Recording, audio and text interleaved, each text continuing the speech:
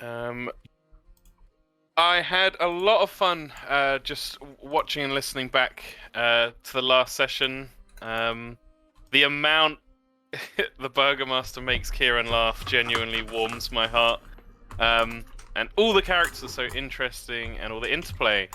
The four of your characters split in interesting ways. You've got the bougie boys on one side and the common folk on the other. But then you split differently as well. You get the people who are acting with real purpose. Pushkin with his food and sealing up his little food monopoly, and Portia with whatever she's got going on. And then you've got the more laid-back folk, the Burgermaster reclining on the chaise lounge, and and Salia throwing parties and just getting a feel for how things are going. Plenty happened last time, but you set sail. You met with your individual groups. Different attitudes and methods of ruling your group of 12 to 13 people. Lots of interesting scenes. Talking with the Lord, he laid everything out for you. There are a couple of things we need to catch up on. This is entirely my fault. But there were a couple of things I missed last time that need to be done as a bit of housekeeping as we begin. So, you may recall... I'm just going to turn the music down because it's a bit loud for me. You may recall that each of you was given responsibilities on the ship. Not just the people that you're looking after, but also some particular duties. Portia's are the ones we have kept up on the navigation, but each of the others have responsibilities of their own. So, we're kind of going to whip through these a little bit. Some of them will be quicker than others. Pushkin, we're going to start with you. Your responsibility is overseeing the food, which you have been doing. But this has a mechanical sense as well. You've been given full inventory of the food on the ship. For the sake of ease, we're just going to consider it 100 units. Okay? 100 units. Yeah. The ship is very well stocked. You naturally only use 10 units a day to eat quite plainly. If you want to eat, like I'd say, more than just the Lord and the Lord's purse and what have you, quite richly, if you want more people to eat quite richly, you're going to start incurring more of those units being used up. Equally, you could pare people down to rations if needed, at which point you can bring the use to a minimum down to 5 a day. So all I need to ask you is, for these first 2 days, is Pushkin doing anything fancy? Is he just doing the normal 10 a day? Do you think he would have indulged either himself, a large group of people, than just the Lord? I think I remember saying last time he just cooks the same food for everyone except the Lord and the Lord's purse. Yep. But he does have his... Oh god, in his inventory he has the alchemy jug and the spice pouch. Very nice, yep. So he would be like trying to jazz up the common food with the alchemy jug by, cool, having a few different little things on the side, and then trying to spice it up with the spice pouch. So it'd be basic ingredients, but well seasoned. Perfect. Absolutely perfect. So 2 normal days of usage, still plenty of stock in the hold. Thank you, Pushkin. Salia, you were given responsibility of training and education of different parts of the crew. Now, Elsie would have met with you. Didn't need to be a whole big RP scene, but essentially she would have said there's like almost like a tier system to this. They're most concerned about you giving some wisdom and training to the Marines first, then the sailors, then the passengers, and you aren't to move on until you've done one, essentially. And training's likely to take about 2 days. So we're just going to do it as a very simplified skill challenge. The first one with the Marines, they are used to being trained. It's a very easy skill challenge, and it would take these first 2 days anyway. Can you think of one or two skills that Salia would employ to try and impart this training onto the Marines? I don't know. I don't know nothing about boats. Should probably try to just teach them like. So she probably knows that they already know a bit about boats. Mm-hmm. So she'd probably go and teach them like tips to do certain things like better. Yeah. You know what I mean? Sharpening up the skills. Yep. Yeah. Very good.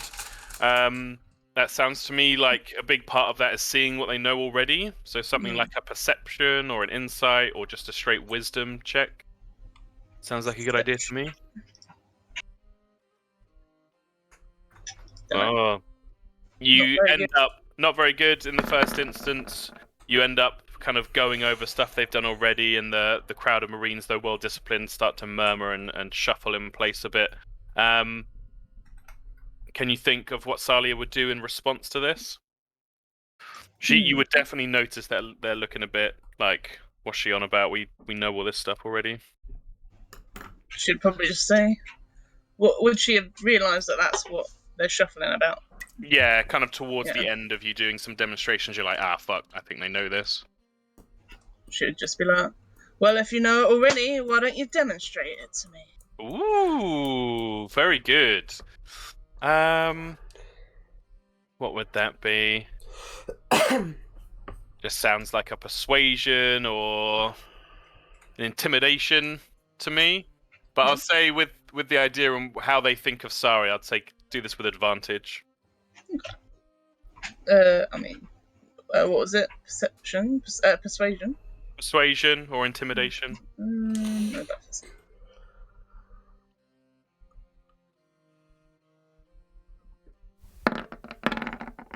Oh yeah, with flying colours. With that sense of kind of challenge and a little bit of hard edge to your voice, they quickly back straighten and everyone pulls to and begins to go about their business. With that higher roll, this is going to give you advantage on the next one. So far, this is 1 failure, 1 success.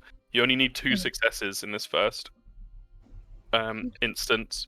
So, anything else you think Salia would try and do? A demonstration or?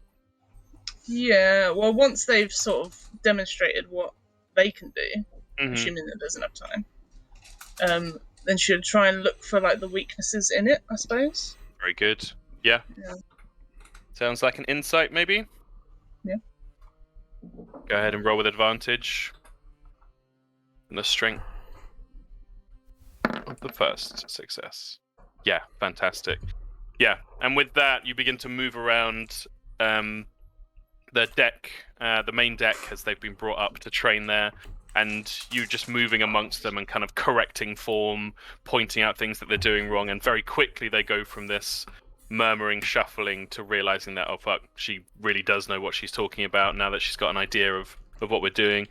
And you get a big shake of the hand from Toria Mooncloud at the end. She's very grateful for the time you've taken to do that. Cool. Good. Excellent. That'll cover the first 2 days. We'll come back to that when we need to, when you have to train the slightly less capable people. Yeah. And finally, Salis, the Burgomaster. Your responsibilities that you've been given are forward-thinking, designing New Quivershank, setting priorities, organizing people. This is also going to be a skill challenge of sorts, but it's 1 check per day, so it's going to add up over time. So, is there anything? Oh wait, sorry. This is going to be a slightly modified skill challenge. This is all written down. So could you please, your choice, which you do, just do me a straight intelligence or wisdom check? I mean... Oh, sorry. Intelligence and wisdom check. 1 of each. I was going to say, because he's not very good at either, really, so... Oh, the wisdom! What happened? I definitely want to hear his thoughts on town planning. Yeah. So essentially, with those checks, you try and think back to the meetings that you would have been at least invited to, before quickly realizing that you didn't actually attend many or any of them. Certainly not staying awake for much of it. But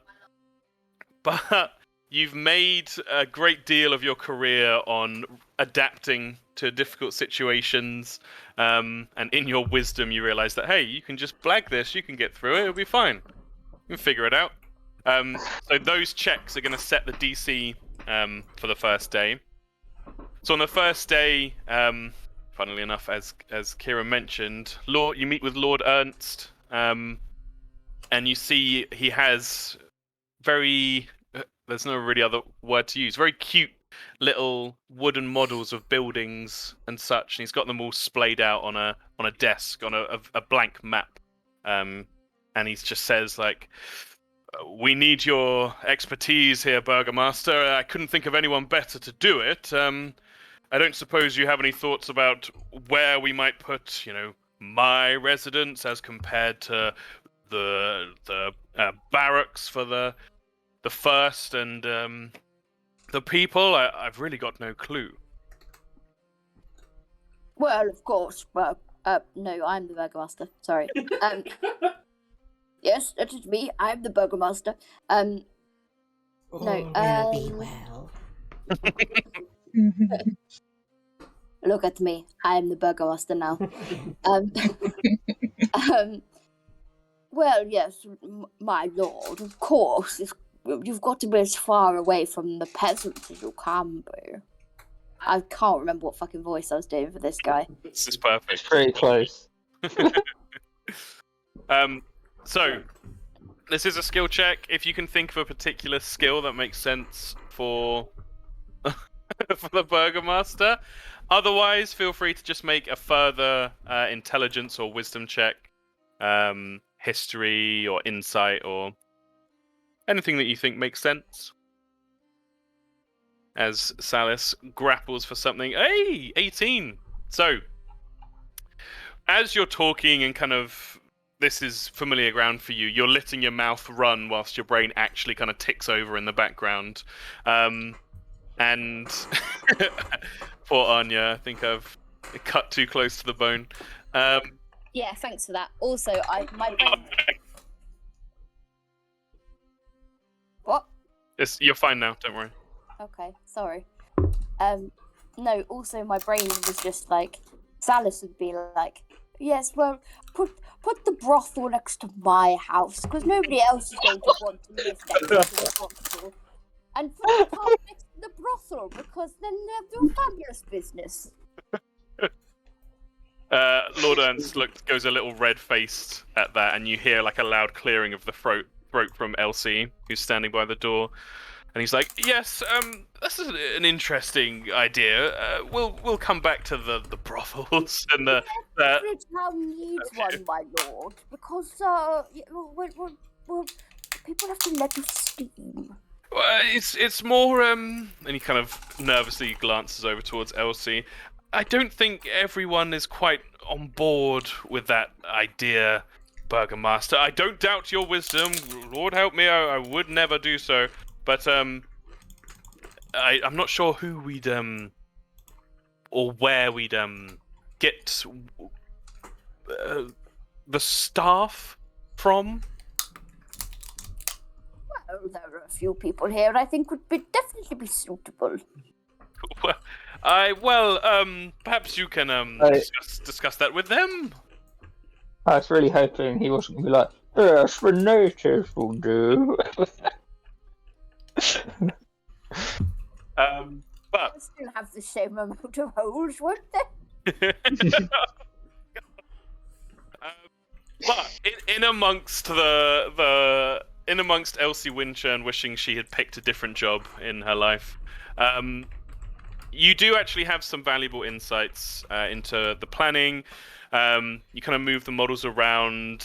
It's almost like your subconscious doing the work whilst you're discussing ideas for the brothel with Lord Ernst, who looks more and more nervous as you do so. But you figure... Go ahead. Sorry, he probably would also be like, ask Elsie if she wants to. Not Elsie, you'd love to come and work in the brothel, wouldn't you? I don't know why I've turned into like Irish mad nanny now. Does he look towards Elsie as he says that? Oh, she shoots daggers at you. Yeah. 100%. People couldn't hear you say that, by the way. Anya just said he's an idiot, he wouldn't notice. But yeah, her whole body goes tense and she's just fucking glaring at you. And Ernst butts in and it's just like, yes, well, wonderful. I've just realised I've got to meet with old Permy about the financial situation. So I'll see you later, Burgomaster. Goodbye. And he kind of like shoves you out the door.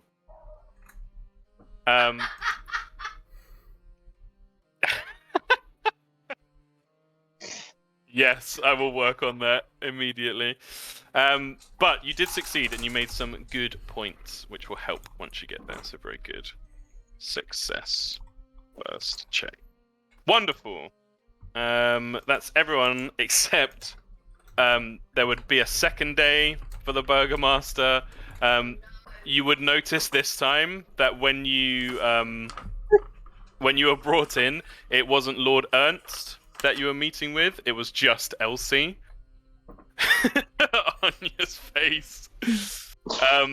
And she makes a point of having a dagger out on the table and having one finger on the top of it and then using her middle finger to like hit the crossguard and spin the dagger around on the table as you're discussing with her. This is what Tom does whilst we're eating dinner together. So, could you please, once again, I know this feels a bit weird doing 2 in a row, but it's my bad for missing it last session. First, an intelligence and a wisdom check for me, please.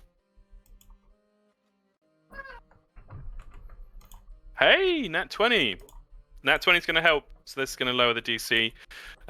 With Elsie there, you're like, I've dealt with people like this before, and you just kind of bluster in and just start pointing and moving things around. And Elsie's actually taken aback by this and moves from her seat quite sharply, and the dagger clatters to the floor. And she starts listening. Could you please make, if you'd like, another insight check, or what's the Burgomaster's charisma like? Dreadful.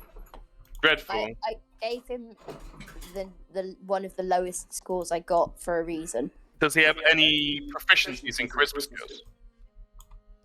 Deception and intimidation. Either one, please.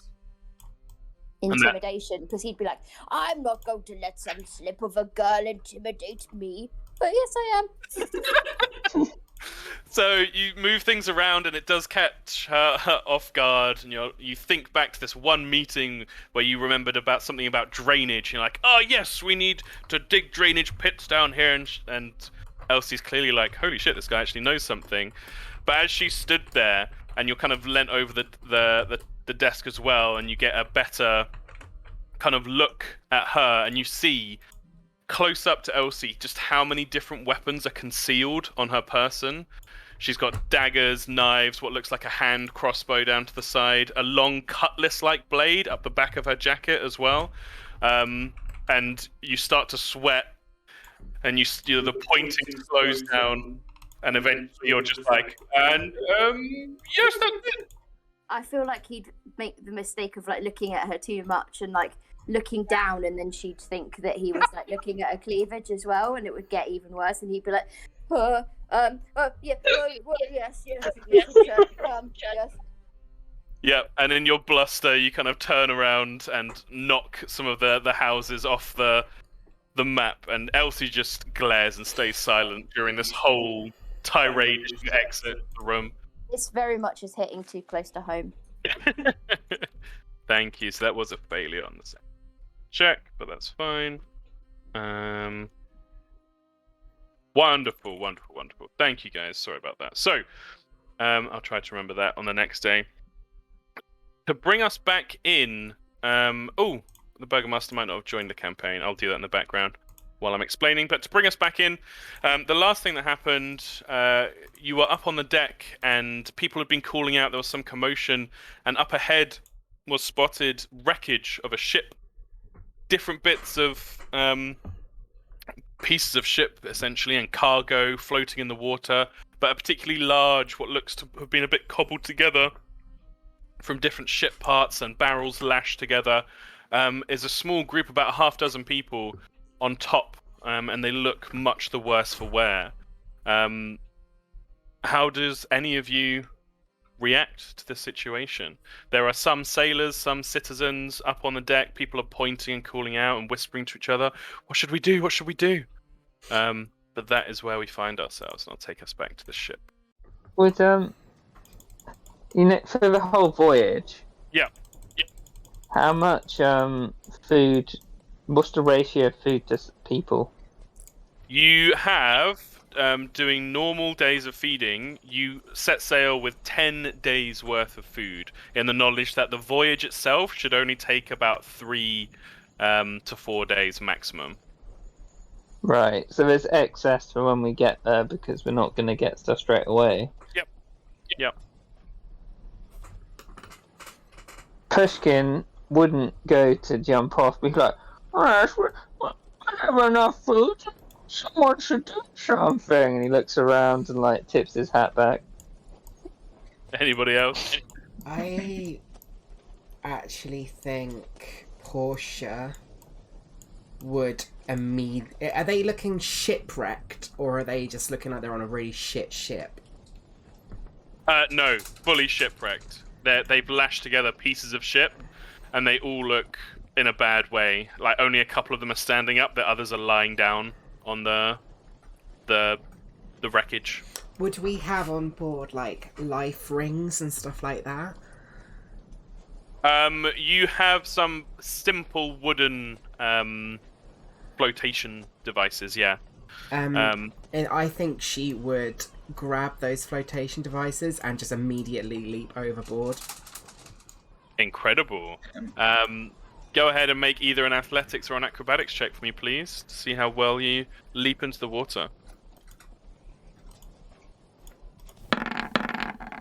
Fuck, Almost that 30-20. Yeah. But with Portia's background, you do hit the water smoothly, diving beneath the waves. You took account of the movement of the ship. Not quite your best dive ever. There's a bit of splash, and you know that you're going to have a red mark across your belly and your upper thighs for your poor form as you hit the wave itself. But you swiftly break the surface and begin to swim towards the group who are only maybe about 60-70 feet away. Anybody else? Salia would try and observe before she leaps off the boat. Yeah, you See watch. what they're wearing, what they look like, stuff like that. Yeah, for sure. A few of the sailors follow after you, Portia. And just like, yeah, she's got the right idea. And they jump down into the water. Would any... Just gonna have a quick look at your group. Would any of them follow you? No.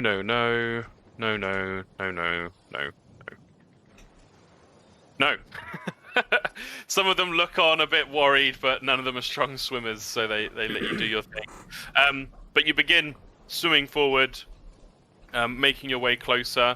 On the wreckage, as you get closer, you can see it's definitely 6 figures. There are 2 currently stood up. One of them looks to be an elven man. He's kneeling down towards you now, and it's just like, oh, thank you, praise be. Oh, it's been so long. You can thank me when we're back on board the ship. What's the plan? Should we tie the... Did you bring rope, or are we swimming to the ship? I think Some of us are injured. She would have bought like 2 flotation devices and some rope, I think. Mm-hmm. So she would like hand 2 of the flotation devices and just sort of say, get these to your weakest, and then any rope she would probably like try and signal the ship to move in closer to the thing so she could throw it up and then have someone catch it and then slowly start like pulling people aboard. Well, this was my next question. The ship is still moving. You would all be aware that the person in charge of the ship's movement and guiding it and what have you is Icky Teltone, the Master of Sail. But he's not near the front of the ship, so if anybody wants to slow or stop the ship's movement, they need to go and speak with him. Portia would know that, right?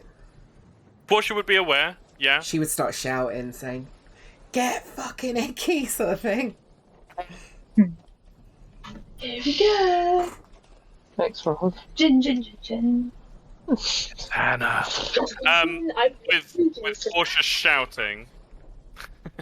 With Portia shouting, I'll say probably one of your Harangon messengers would just go speeding off towards Icky, and you see rather than immediately slow down, it's a big old ship. It begins to turn to avoid the wreckage and start to slow down, but you feel that you're probably going to have to be climbing up the back of the ship by the time it's stopped. But the other sailors that dived in have joined you as well, and they help people. You can see this is a group, like I said, a group of 6, an eclectic bunch. There's the male elf who introduces himself as Nortwin. He seems quite on it, middle-aged, but sharp eyes, and he's helping everyone else and kind of organizing them. What's Portia's passive perception or insight? Passive perception is 14. Passive insight is also 14. What was the guy's name again, Tom? Pretty good. Nortwin Errant. What I'll do is I'll just put everyone in the old journal, make them available to you. So now that Portia's gone up to them. I say that if he saw Portia and what's her name? Salia jump in. Salia hasn't jumped in, but you definitely saw Portia jump in. If he saw Portia jump in and the messengers running off, Yeah. he would have tried to command his people to get some food and like blankets from somewhere in case people, come aboard. Excellent. Yeah, and your people do. They're well organized by you. They scatter and begin to go and gather things, and you see Chuck sloping off towards the lower decks, going, "Shrooms." So I think we know what he's bringing back for everyone. Is Bajir a human, Tom? Is Bajir a human? Bajir is a human, yeah. Okay. So the ships slowly comes to a stop. More people have come to help people. Ladders are lowered, and these people are pulled up. Some of them clearly injured, others seemingly mostly untouched. But it is clear that they are all desperate for food and water. So it's very good that Pushkin did that. You bring up food and water to be shared around. And these people are clearly been struggling, and many have the red, blotchy complexion of people who've just been stuck out in the sun, out on the sea. Can I just ask some questions? Yeah, go right ahead. Could you go through what races Xerxes, Dredge, Taya, and Sasuntia Kellis Reeb. I don't know how to pronounce that, but yeah, absolutely. I'll just go through all of them for the sake of ease. So you've got Nortwin, who's the male ephemeral elf. Bajir, Sandslip, the male human. You've got Dredge, the quick, who's a shifter. Suntia Kel Esreeb is Yuan T, female. The orc, Taya Rush, and Xerxes is a Triton, female Triton, who's surprising to see aboard a ship. Do shifters have gender? Do shifters have gender? Dredge seems to identify as a male. Okay, thank you. That's all right. So they're on the ship. Pushkin run off to the Lord to say what's happened. Yeah, absolutely. As you reach the Lord's cabin, you hear from inside the very proud voice of the Lord saying, Yes, and that was when I knew that the sea life was the life for me. And as you knock, just like, and you hear someone stand up, a parchment being put down, and opening the door. Elsie looks at you. Yes, Pushkin? He would he'd nod at her and be like, "My lord, we seem to have acquired some new settlers along the way."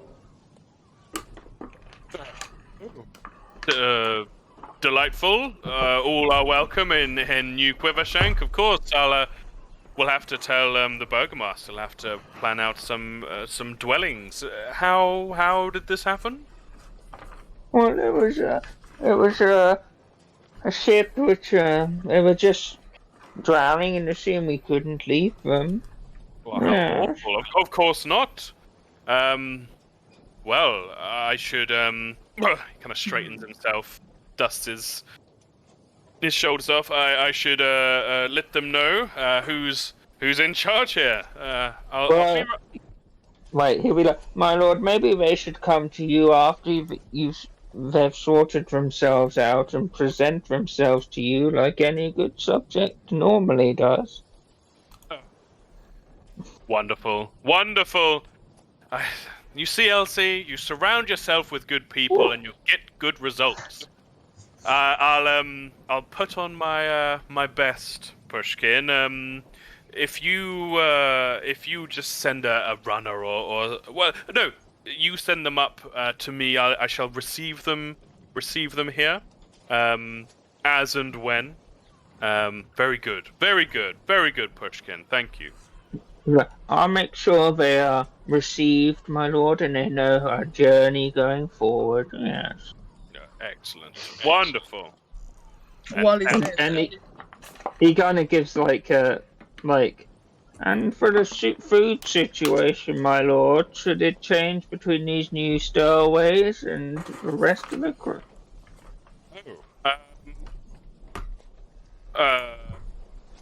Well, they will need food, I would think. Christian nods. But well, you know, So I want everyone in New Quivershank to feel equal and welcome, Pushkin. We must feed them. We've got enough food, right? The bloody ship's weighed down with all the food we brought with us. Yes, my lord. Maybe I should ascertain their skills and assign them to the rest of the crew. Brilliant. I can't think of a better person for it, Pushkin. I love it. Consider that my official decree. He doffs his hat and then he walks out.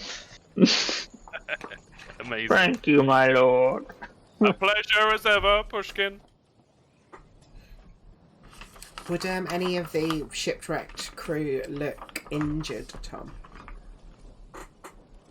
Yes. So, yep.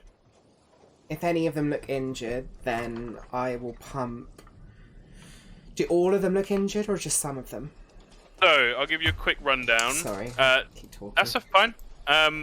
Northwind seems largely untouched. Some superficial scrapes and bumps. Dredge is badly bruised, but otherwise the skin doesn't look broken anywhere. You would immediately notice, and a lot of the crew would notice this as well, and you'd see them noticing it. Dredge is kind of a state, even taking into account the fact that he's clearly been shipwrecked and floating around for a bit. He's got dark circles under his eyes. He seems very twitchy, and kind of chitters his teeth and mutters to himself and plucks at his fur, and darts his eyes around. He doesn't look in a good way. The Yuan Ti seems miraculously put together for someone who's been shipwrecked. Almost oddly, it doesn't look. Her skin looks almost perfect. Beautiful red lips. Looks like she's wearing lipstick and other makeup. Very well put together. And she doesn't look thin or gaunt from lack of food. And unharmed. the Xerxes looks to have some nasty scrapes. Some blood has been spilled, and you can see like wounds that are struggling to scab over. But the two worst ones by far, Taya Rush has a badly swollen ankle. Looks like it's probably broken. And much worse than that, Bajir, who is holding himself together very well, but you'd inspect, and he's torn the sleeve off because it's swollen up. So he's torn it off for comfort's sake off his jacket. But his right arm looked like it took a bad wound and has become nastily infected. There's a bad smell coming from it. Okay, in that case then, can I first try and determine if it looks like Dredge is suffering from any kind of disease? Yeah, go ahead and make either a medicine or an insight check. The insights are better. Fuck, can I use inspiration for that? Yep, you got your inspiration.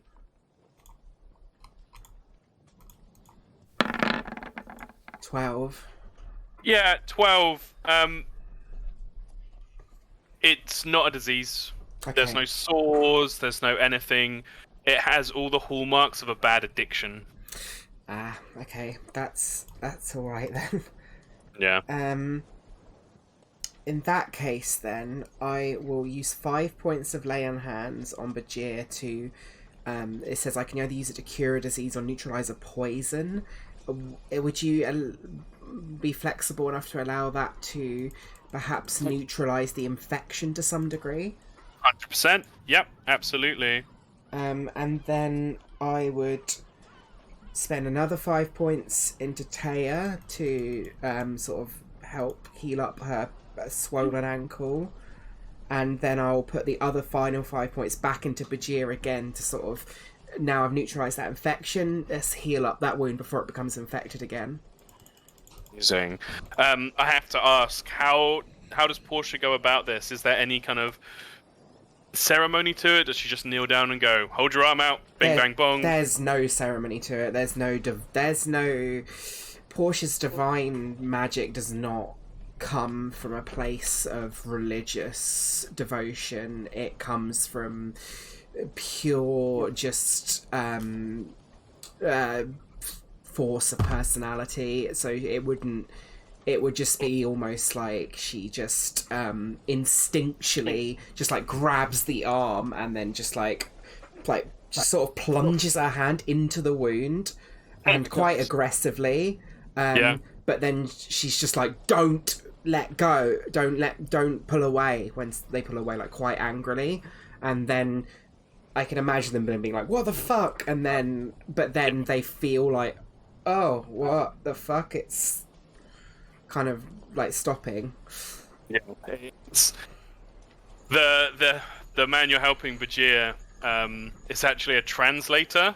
So when the hand goes in, he just starts swearing in like every different language under the sun, and cursing you. But yes, as it visibly, his arm, the swelling goes and the color, the horrible colors that shouldn't be there begin to go, and the wounds knit themselves back together as you used your another 5 points. The look on his face is one of revelation, and he looks up into your face and says in Halfling, thank you so much. How could I repay you? She just sort of shakes her head and said, don't thank me till we're back on board. Okay. He watches you as you sort of go about your business. Yeah, she's like shouting up at the ship like constantly to, like, especially to people that she's got command over. Like if Crowleyan was nearby, or like Turi or Marla were nearby, then she'd be like shouting out like, "Come on, we need people," sort of thing. 100%. And Crowleyan would be taking his duty as second in command very seriously and ordering people about as well. Very good, very good. Taya is a lot less impressed, sadly. Your magic does help with the swelling, and you can see some of the pain fades from her face. But she's got a real, like, beaten look to her expression, and just gives you, like, a weak smile. Portia's not worried about how they're feeling about it, to be honest. She just wants them back on board. Very good. Salia, you were saying you were doing something? I forgot now. Yeah, it was whilst Pushkin went to talk to the Lord, you said whilst that's happening. If that rings a bell at all. But no worries if not. I think I was just gonna go look at the ship, see if there's any identifying stuff. Oh, of the shipwreck. The bits and pieces of the shipwreck. Excellent. Yeah, make a perception or investigation check, your choice.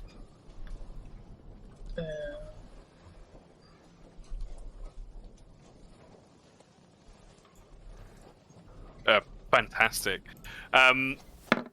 The bits of the ship that you can see, and it is just pieces of a shipwreck. It looks to have been a similar ship to the one you're on now, in terms of it being Hespian in design. However, the planks and boards look like it was actually a smaller ship than the one you're on now. Though not by too much. It would have still been a large ship. You would have noted with a 23, you'd notice that amongst all the different debris that's floating around the ship at the moment, there's no sign of like emptied powder sacks or like black powder sitting on the surface of the water. So you think maybe it wasn't a military vessel. Anything else? The destruction looks very complete. There's very little parts of the ship bigger than like a couple of meters along in length. So whatever did this didn't just like break a ship in two.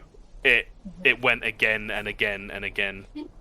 Does it look like it could have been done by the waves themselves? I would say no. With a 23, I would say you pick out on an unbroken but very badly damaged length of wood floating in the water what looks like incredibly big, deep gashes in the wood itself. Almost like a large blade, or some kind of natural spur or spike did this. Yeah, and I think only the Burgomaster saw the thing from earlier. Yes, so he did post people around. Would Salus have spoken to anyone about the dark shape in the water? Probably not. Yeah. Could I ask a question about what Salia might get from her perception check? Yeah. Would she notice any perhaps engravings or paint? Because you know how they paint Prost and the names of ships on the side of ships. I know it's destroyed, but would she get any sort of fragments of what the name might have been? She would see that it looked to have been a nice ship. There were a nice sort of broken pieces of what was a very fancy, ornate figurehead with like inlaid metal, even gold. You wouldn't see a name; it's too destroyed for that. Although, if you wanted to ask the people for the name, you could. I don't think Portia would now, but perhaps later on. Yeah. So I think Salia's probably disapproving of the ship, but there's a lot of people jumping into the water, so she is gonna jump in and help. Do some abseiling down the side, grab people up maybe. Yeah, go ahead and make an acrobatics check or athletics, whichever you prefer. For me, please. Can Pushkin make sure he's got Maven Telfson nearby? Yeah, not a problem. It's like mid-morning. Everyone's up and about. You have access to who you need to have access to. With a 9, little bit of a tangle abseiling on the way down, and you have to fool the last bit. No damage taken, but it's a little clumsy. Though not many notice. Everyone's looking over towards the stranded folk, who are now being, with everyone's help, with how many people are coming in, are quickly brought on board. Taya being the most difficult one to get up with the broken ankle, but carrying and dragging and such, he managed to get them all dripping wet onto the deck, the main deck of the ship. Nice. Yeah, I think Portia would like, you'd see her like lean to the side and kind of like bang her ear quite hardly to like get the water out, and then sort of twist her ponytail and sort of shake herself off slightly, and just kind of nod in their direction, and just sort of move up to Crowleyan and just say, "Let's get all of them some quarters, shall we?" Right, you are, Chief. Yep, they're all up. All of them. Okay. Pushkin go up, like half address them. Yeah, absolutely. You're all fully aware of what each of you are doing right now. They're kind of gathered on the deck of the ship, and some of the sailors and civilians are gathered around, looking interested. Crowleyan heads off. It looks like he's going to go rattle some hammocks, see what he can do. But yeah, Pushkin can address them. Pushkin would be like, "Welcome aboard the Quiver Sail, Lord Quivershank's vessel. You may be from Hespia, yes?" Northwind speaks up. He seems to be the one speaking for the group. Some of us are from Hespia, yes. Not all. Well, I'm sorry to inform you, my man, but we are on our way to is it the Razor Isles? The Rated Isles. Close. We're on our way to the Serrated Isles, so I suppose first now. Yes, that makes sense. Coast round the Serrated Isles on the way to Sedistray. We plan to colonize the islands there. It's kind of a silence amongst the group, in various states of sitting down and looking exhausted. And Norton's just And colonize? I'm sad to inform you that we plan to scuttle the ship when we get there, so there will be no onward journey to your homes. The orcish woman speaks up. This is some kind of sick joke. This is insane. We have to turn the ship around. Nortwood, tell them. No, we saved you from the ravages of the ocean. We are on our way to a new society where a man can earn his keep. Northwind speaks up and he's like, yeah, okay, all very well and good. That I'm not here to tell anyone, and thank you for rescuing us. You're quite welcome. This is a grand ship, but the Quiver Sail. The Quiver Sail, but I'm sorry to say, it will not stand a chance against the creature. Our ship, the Noble Cause, it was destroyed. You can see around, there's nothing left. Pushkin kind of looks off the side of the boat. He's like, now, you should take this up with our Lord Quivershank. I'm just a humble cook on board this vessel. Okay, sure, yep. Maybe that's for the best. We should speak to whoever's in charge. And if you're wishing to get back to your home, well, it's probably up to Lord Quivershank where you go. We are all pioneers here. He kind of nods slowly and smiles. It's different reactions from different members of the group. The orcish woman just looks like utterly bamboozled by what's going on. He looks at the orcish woman. He's like, "They can't sink the Quiver Sail, my dear. It's indestructible, unsinkable." And just like nods. Her eyes kind of narrow a bit. She's like, I felt invincible myself not long ago, but let me tell you, that thing, I'll never be able to unsee it.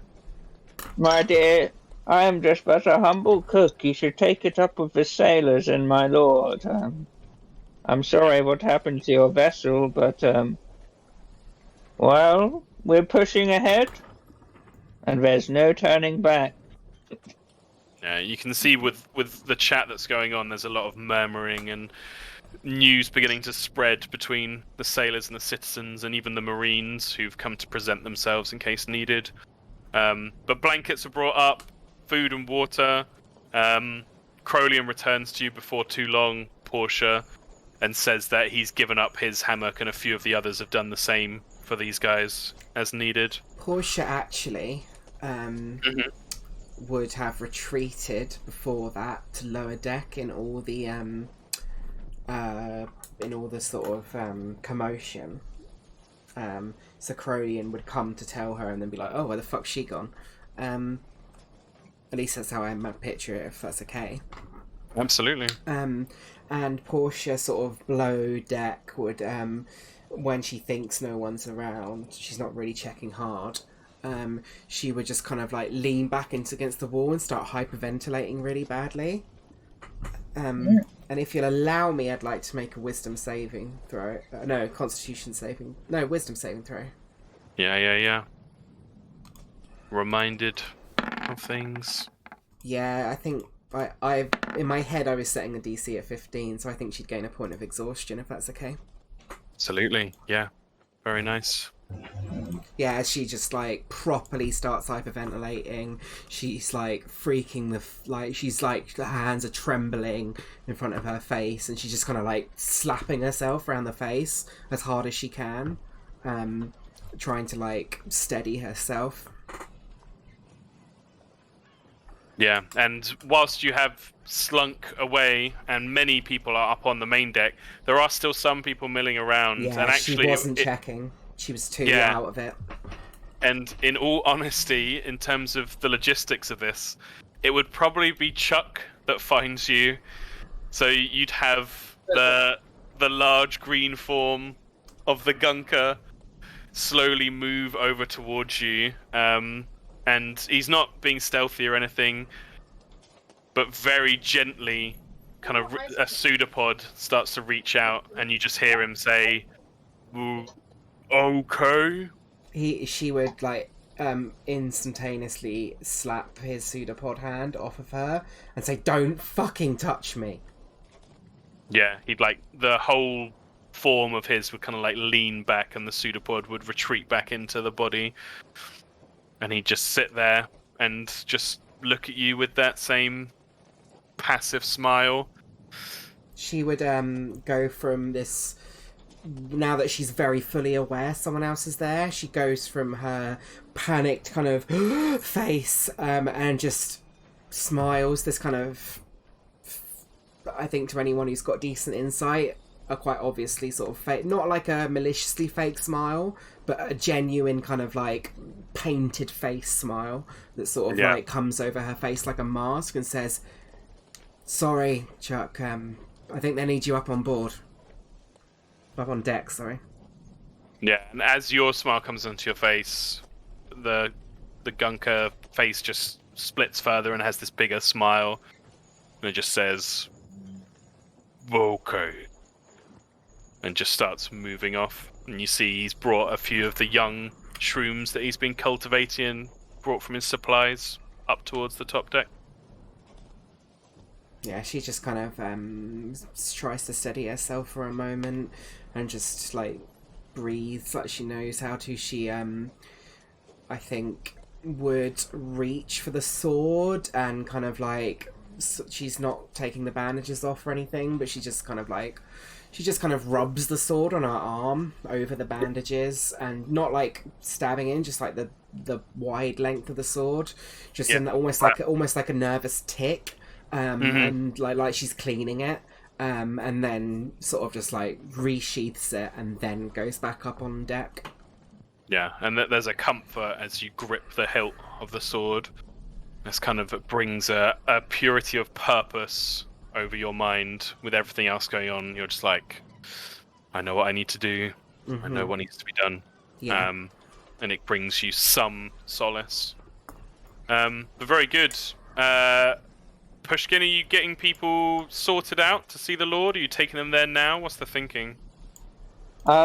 He would like brief them And he would probably try and make certain that they know they're not going beyond the serrated isles. Like, we're not taking them beyond that. That's where we're going. Yeah. And treat him with respect. Because technically he saved you. And, What's Pushkin's passive perception? I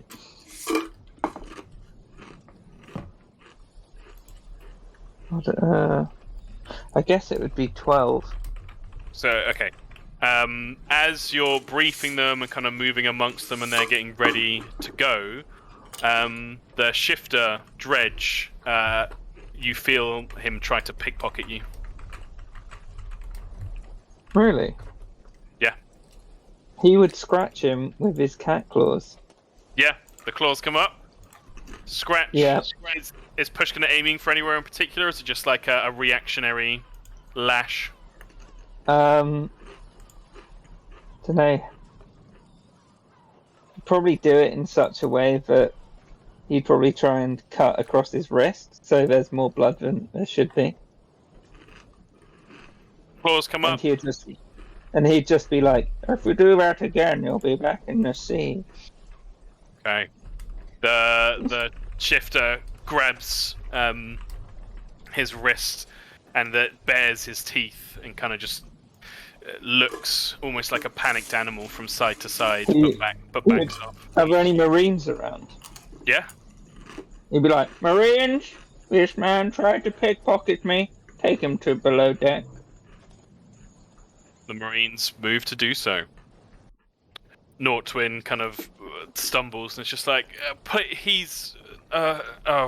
the Marines just grab him by both arms, Dredge, and drag him below deck. You can kind of hear him mumbling incoherently to himself as he gets dragged away. He'd look at the guy he spoke out and he's like, do you have an excuse for this man? He's, I'm not sure I'd go so far as an excuse. He's not a popular figure on the ship that used to be.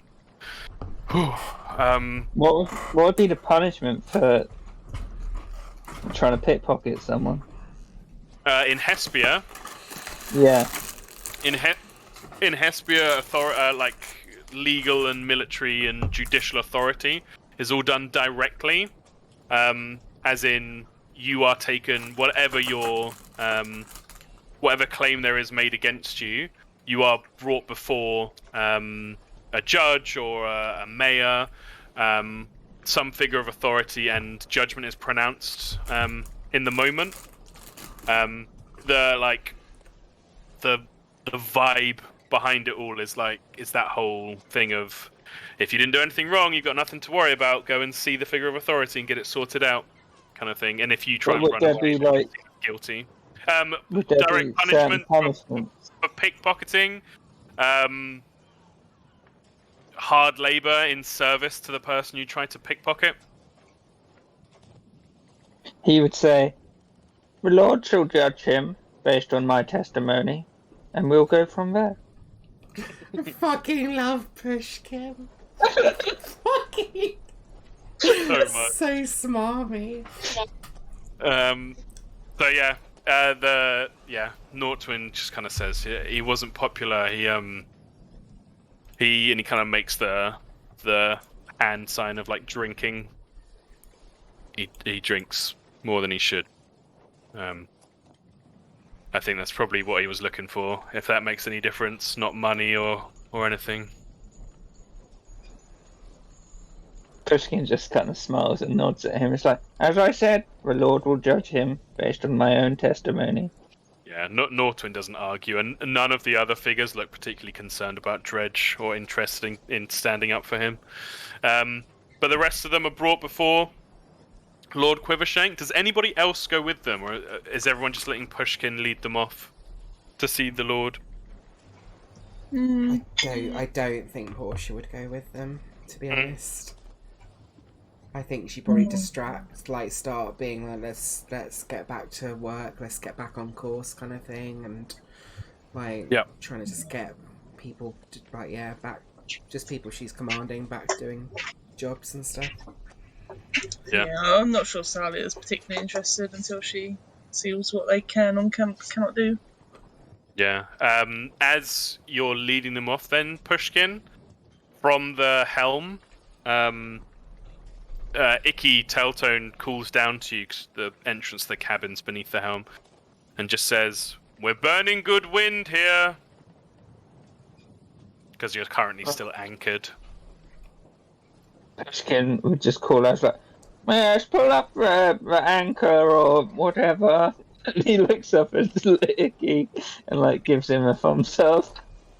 He gives you a very mock salute, and then calls out for the crew to weigh anchor and be away.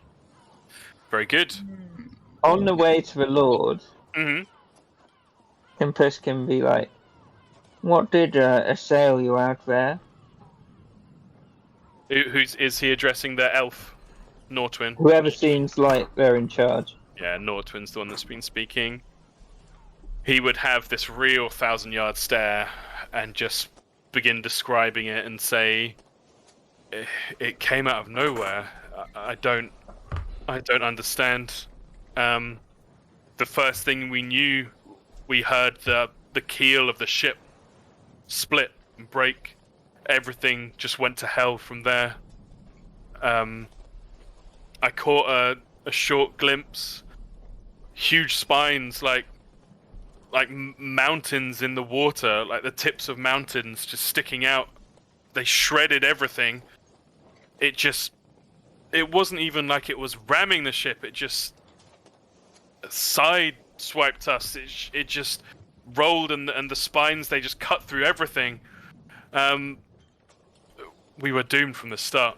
We don't have your cannons. We couldn't really fight back. But it was huge." Pushkin's just gonna nod. He's like, well, this sounds bad. Maybe don't mention it to the Lord, but when we come out of the meeting, maybe you should talk to the sailors and the Marines about this little problem we had. The Lord, he's very set on the journey, and it sounds like this kind of... And he sort of like puts his little paw out. Interruption might be a bit much for his demeanor. Better let the workers take care of this, yes? Do a persuasion check with advantage. He just doesn't think the Lord knowing No, has no. any benefit at all. 15's enough. The guy kind of nods. He's like, yeah, okay, yep, all right. If he asks how we should I say we hit a reef or something? An iceberg. Okay, sure, yep, all right, got it. Okay, and To make sure he lets the sailors know, yeah. Before you go into that scene, Mhm. Salia will nod to her climbers, and she'll point to the bird's nest and be like, "There's stuff to keep an eye out for in the water. You make sure you're the first to see it, yeah?" Very good. And she will herself just go down to the people nearest or that would man the cannons and just be like, "You should probably have one ready to go at all times as we approach." But obviously she's not in charge, so she's just mentioning it. Yeah, no, whether it was just a normal gunner you spoke to or Notch, the master of gunnery, word would have gotten back to him immediately anyway, and he jumps at the opportunity. He's just like, "Right, prime the fuses," and just starts like ordering people around to get everything ready. Very cool. Posting lookouts. Burgomaster would be like, "But isn't this all a little bit much? Nobody's even seen the beast." It's been mentioned a couple of times now, Burgomaster. You got to pay attention, you know. And she points to her head. Yes, I know it's been mentioned. I saw it, but nobody else has seen it since. It could be a friendly thing. You saw it, Burgomaster. You said nothing. He did see it, didn't he? He saw it. He didn't mention it. Salia's saying, "Why didn't you say anything?" Well, no, he did mention it because he mentioned it to the Lord. And Yes. had people posted around on a watch. Yeah, but he didn't mention it to other people apart from the Lord. Oh, I thought that was a common knowledge thing, was that they were like, that in telling the Lord, that meant that it was telling everyone else. Oh no. It's not an active participant in the massive. All There'll right. be more things. It'll be the end of this ship. Well, I can only apologise, Sally. I did definitely told the Lord, and we did have people on the lookout for it. Sorry, I've turned into Prince Charles. In a sort of Prince Charles. in a sort of defeated motion, she just sort of taps his like shoulders. Like, you just go take a nap. Yeah, we'll do the good. We'll do the hard work. He does not like that. That's okay. I'll go and do the hard work and run this settlement, shall I? Yes. Okay, like you've been doing so far. Yep.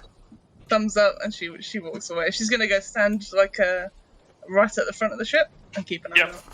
Very good. Sari style, hanging off the front of the ship. Exactly.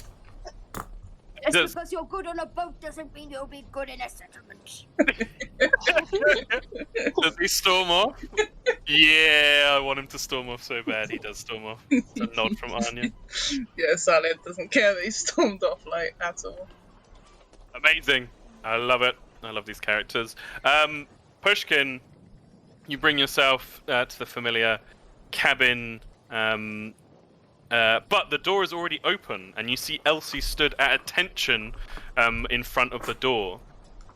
And she nods to you. She says, Pushkin, the Lord Quivershank. She raises her voice. Lord Quivershank awaits you. He would be like, now Elsie, you don't need to have that sort of a pose for just little old me. Yes, and we'll have a new settlers to New Quivershank, be it willing or not.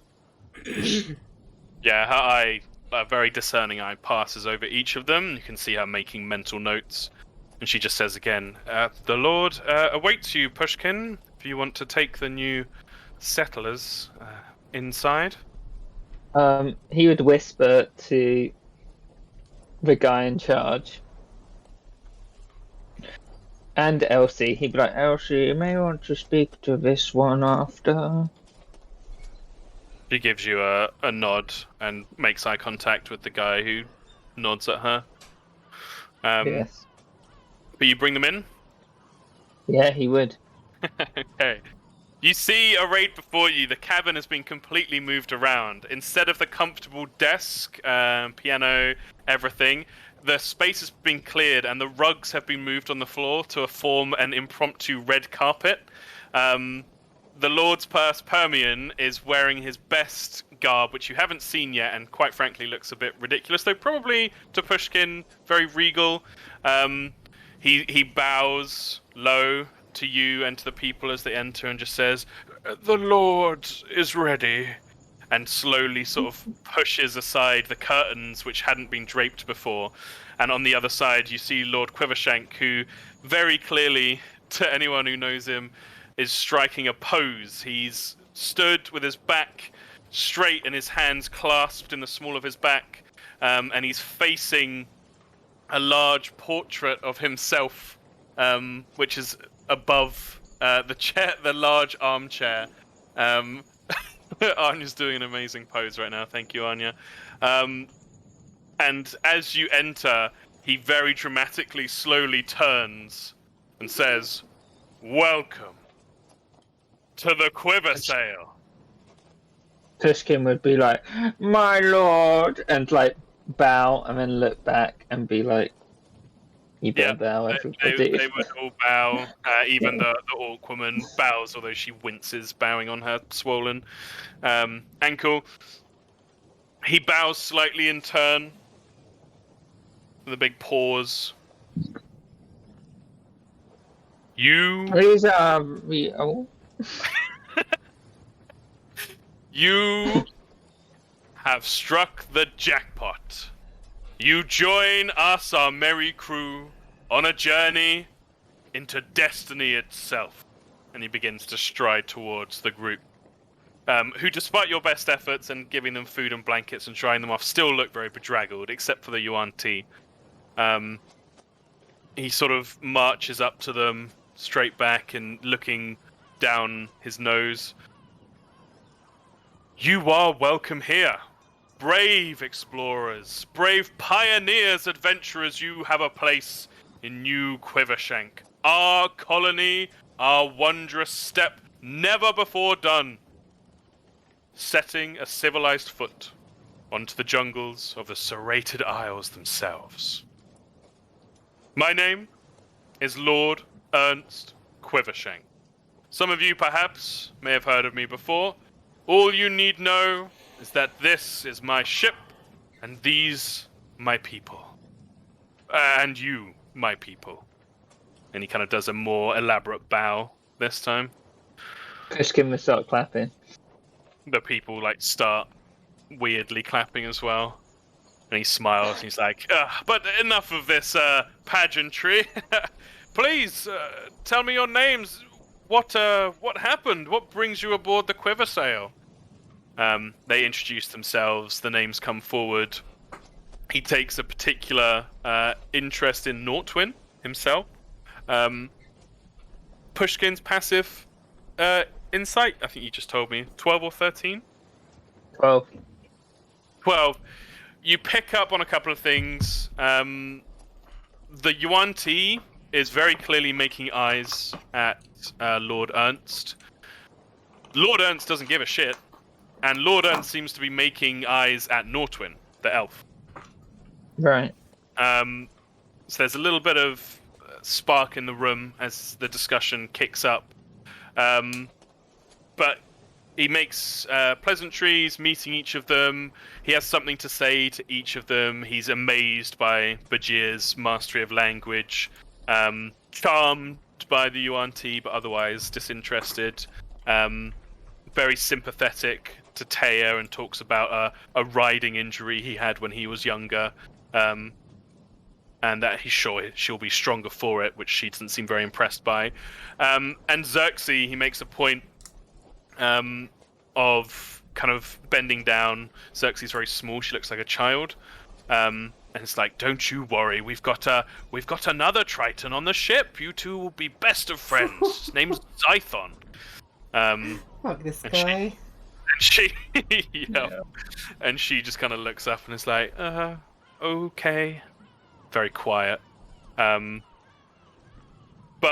he meets them all, he makes this big speech, and then he's like, I'm sure, Pushkin, you've already sampled the wonders that our very own chef, the chef of New Quivershank, has provided.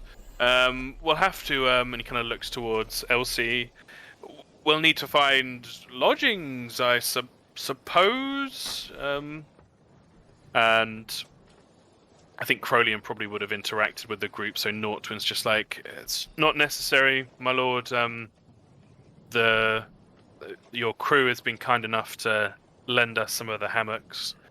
And he's just like, oh, excellent, perfect. See? Destiny. It pushes us all towards our greatness. We'll have to have some kind of a celebration, I suppose. Elsie? My lord, we should save it until we get to shore. Right. I suppose. I forgot to mention that one of their crew was a pickpocket, so you may have to deal out some justice.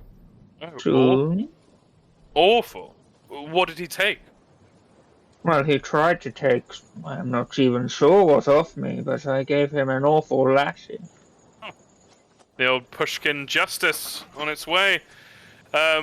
Yes, well, He'd look at Nortwin as well and be like, what can you tell us about this dredge who tried to fiddle my pockets? He's not an awful person. He does his job. He's kind of a general busybody, a shipmate. From what I heard from the rest of the crew, he's kind of bounced around between different ships. He kind of feels horrible to say, but people feel uncomfortable around him. I know it probably can be tough sometimes being a shifter. He drinks a lot.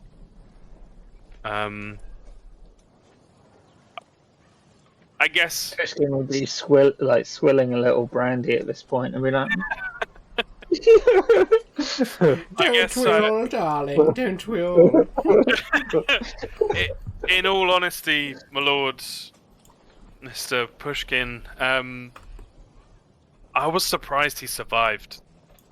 I was surprised he got up every day. He's a mess. But I don't think there was any ill intent in it. He doesn't want to steal from people. The drink's gotten into his blood, you know? Pushkin would look at the Lord and he's like, even so, we should wait until we reach the Serrated Isles and have New Quiversand so we have jurisdiction over any judgments. And he'd look at the Lord and like start nodding. Lord nods and then kind of has like a little moment where he's like, "Oh, yes, Pushkin, of course. I forgot. Silly of me. I forgot to ask. How was it that your vessel sank? Was it were many people lost?" And Nortwin kind of starts staring down at his feet, kind of wringing his hands. It's like, it was an iceberg, my lord. Yes, icebergs ever so horrible. Pushkin would start nodding. I just rolled a deception check and an insight check, and I swear on my life, because I rolled the GM, I'm going to take a print screen. I just rolled a nat 1 for the deception and a nat 20 for the insight. Can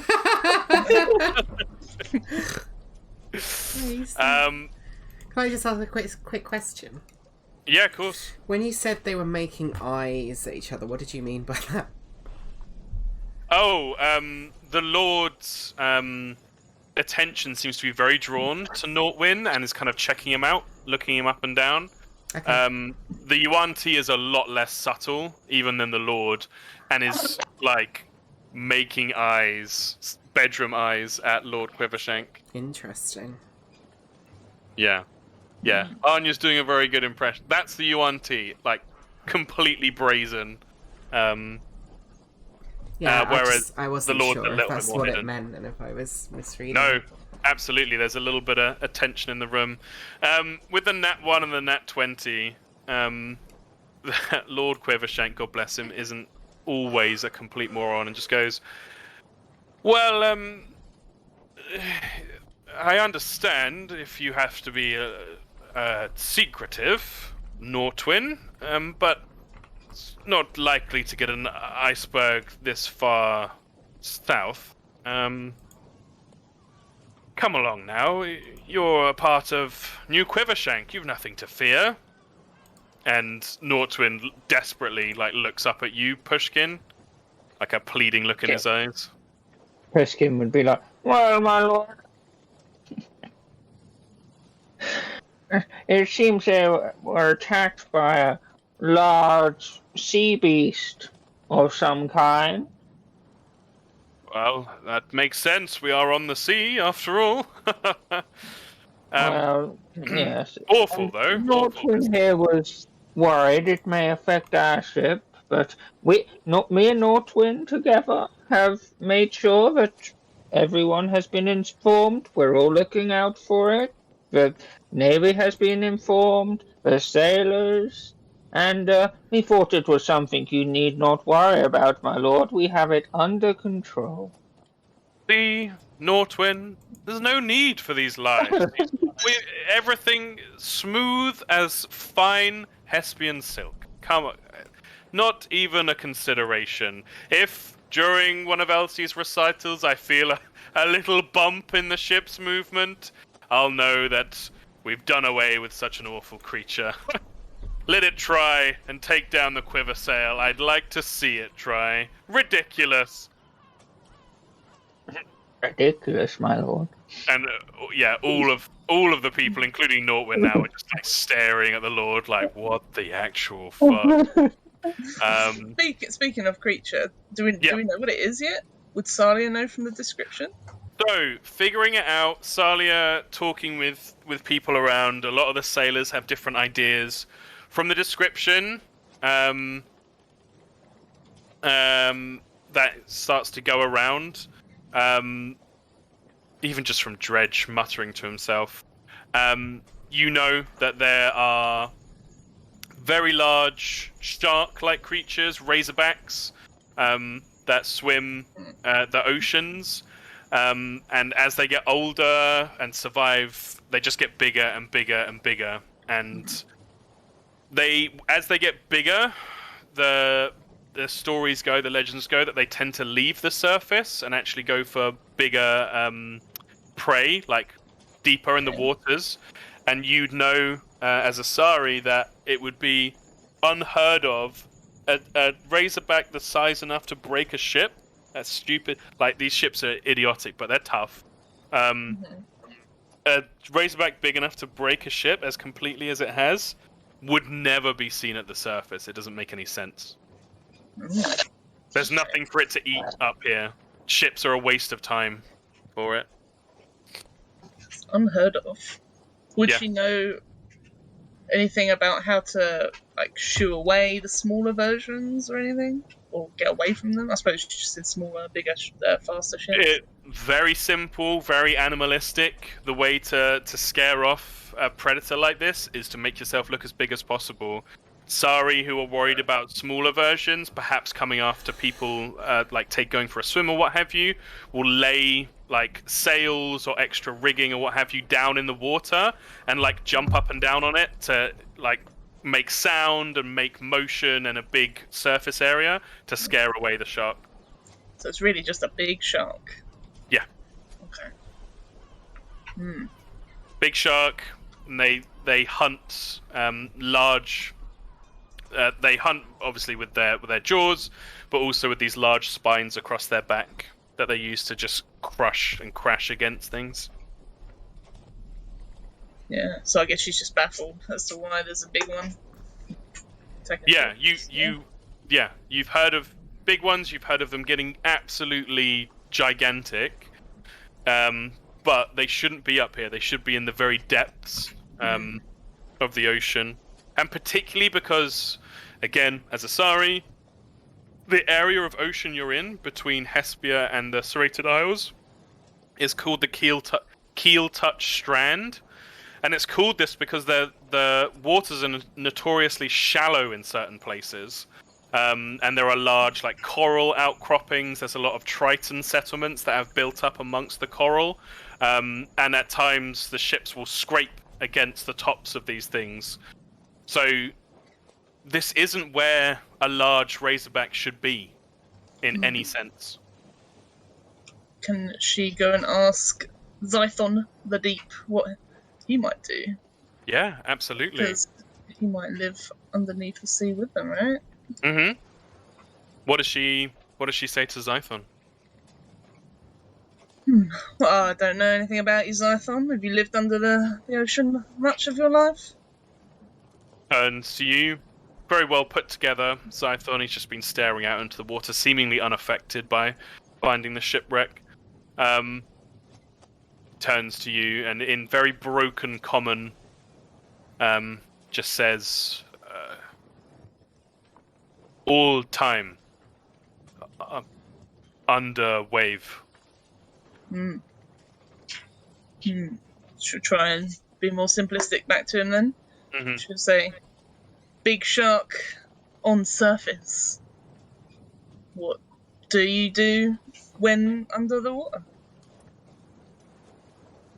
He smiles at that. I know word. Razorback. No. We challenge sometimes hunt. He makes kind of like a stabbing motion. It's like harpoon, fight back, and like nods along as if it makes all the sense in the world what he's saying. Do you think these cannons will work against it? Kind of like leans over the side and surveys all the cannons bristling on the side of the quiver sail. Could not. Razorback points to his head. Stupid. Triton, clever. And smiles. I get you. Maybe. Well, I guess we'll have to see if it works. If not, we'll have to get our sharp weapons out, eh?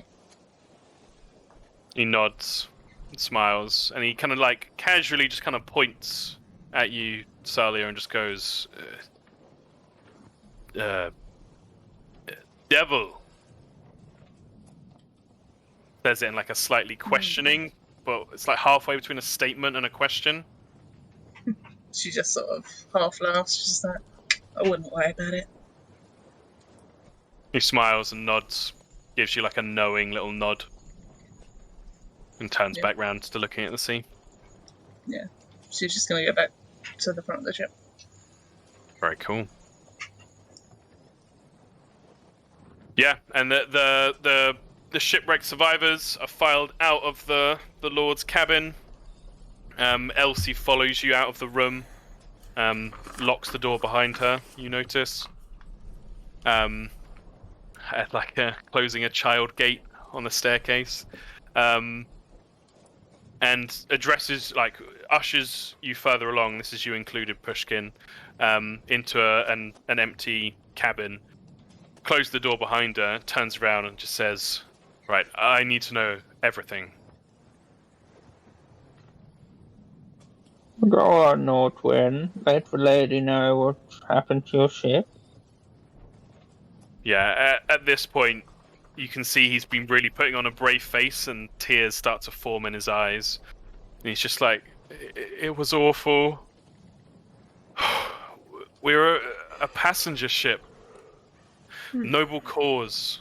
It's a ridiculous name, I know, but the captain liked it.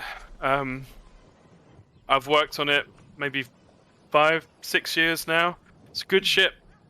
Just makes the run back and forth to Sedistray, North Scythe, from Discovery. He keeps sort of like looking around to the others for acknowledgement or agreement. They nod along with him. We left maybe 5 days ago out of Discovery. Everything looked fine. Weather was clear. We were making good time. It was good feeling on board. People chatting. Easy job for me. I work as the ship's carpenter. But out of nowhere on our he kind of counts on his fingers. Our second day out of port, we must have made a bit better speed than you, but not by much. Just nowhere, broke apart, like the ground splitting open. It just happened to us. There was no warning, no sound. I remember looking around and just seeing everyone enjoying the sun, taking in the sights, and the next thing you know, people are tumbling off the sides and there's blood in the water, and I cobbled together what I could, dragged people up onto the wood. I'd managed to keep a hold of some of my tools, cobbled together a raft. 3 days, no food or water. Things were looking pretty desperate until the quiver sail came along. I've tried to keep spirits high, but it's not easy. You should turn around. What if the thing comes for you as well? Well, Northwind, we're halfway now. Might as well make our way over to the Serrated Isles. And also, the Lord isn't going to allow us to turn around, isn't that right, Elsie? Elsie looks very grim-faced, but is giving little away apart from it. Yeah. This whole enterprise is fully financed by Lord Quivershank. He is very keen to see his venture successful. She looks towards Pushkin. I strongly doubt he would be interested in turning the ship around, as you say. I can sympathize with your plight, sir, the rest of you. But I must ask that you do not spread panic amongst the crew. It would not help anything. Nortwin kind of has this, like, bitter smile and looks down at his feet. Bajir is just bursts out, talking in languages you don't understand. Seems very agitated and angry. The Yuan Ti is just this picture of calm perfection still. And the Orc and the Triton don't say anything, but they both look very sad and defeated. Nortwin turns around, he's like, all right, Bajir, all right. We would be dead anyway if we hadn't been found, so all we have to say to these people is thanks. And he looks up at you, Pushkin, and Elsie. Thank you. We would have been dead. Pushkin would look at Elsie and be like, well, it seems like your Marine should give a good lookout. We will make all reasonable precautions. I will discuss with Notch and with Toria. This is, yes, consider this the matter that has my second utmost attention. He'd also look at Elsie and be like, what do you think we should do about the first criminal on the Quivershank? He's obviously out of his mind with drink. Maybe we should let him sober up before we talk to him more. Nortwin kind of holds up his hand and says, sorry to... He's very painfully sober right now. Another few days and you might actually get all the drink out of his system. But if you want to get some sense out of him, you might want to give him a bit of his poison of choice. Just a thought. Just a thought. Pushkin would be like, leave it to me, Elsie. I have this one. She looks at you and genuinely says, thank you, Pushkin. One less thing to consider. Right, I must emphasize to you all, you are welcome here. We will see to it that you are fed, watered, and sheltered. You are under the protection of the Lord, myself, his Marines. But I must insist. This is a place for positive thinking. I can't have people spreading panic or ill will. And each of them nod in turn. Bajir, perhaps more slowly than the rest, but he nods as well. Elsie says, there's no need to do this now, but tomorrow I will call on each of you. We shall add you to the register for the expedition. For now, you're dismissed. And she turns and unlocks the door, moves out, and heads back into the Lord's cabin. Well met, Elsie. I bid you adieu. She doesn't respond. there. Nordwind just says, if it's all right, Mr. Pushkin, I think we just need to rest. If we can just go and sleep. Go ahead, my boy. I've had a long few days behind you. Thank you. All right. He kind of turns around and begins shuffling people away. Yeah, Pushkin would be like, Pushkin, you did well today. It's Pushkin adding, is he considering all the new people as part of his entourage? No. He's just glad he got in there with Nordwind. Okay. And he said he would distribute them. He said that to the Lord. Oh yeah, he did. But there doesn't he seem to be hasn't any done that yet. pressing issue or anything. Yeah, exactly. Tell the Lord something, he's going to forget it 5 minutes later anyway. Okay, is there anything else pressing from anybody, or shall we move into the evening? I think move into the evening, yeah. Yeah. Yeah, evening rolls on. Portia, you have an appointment to keep. You note, well, is there any preparations you'd like to make first of all? Yeah, she wants to load up on Pushkin's food that he gave her. It wasn't the almond milk. I didn't actually make note. The of bread. It. The hardened bread. Actually, I did make a note. Yes. Very good. Yeah, she's loading up on that, but she is exhausted. So, but I'm in con saves. Bringing it back to a straight roll. Oh, wait, no, it's a save. You'll still have advantage. So I will have advantage. Yeah. Yeah, nice. So, you make your way down and you note immediately that word has gotten round, and seeing this as a bit of an excuse to celebrate so far and the rescuing of the shipwrecked folk, people have put together a little bit of a party below decks. I think this is the music. Ooh, yeah.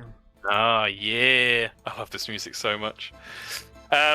Different instruments are brought out from different folk, citizens of skills and hobbies. Your groups just shatter completely.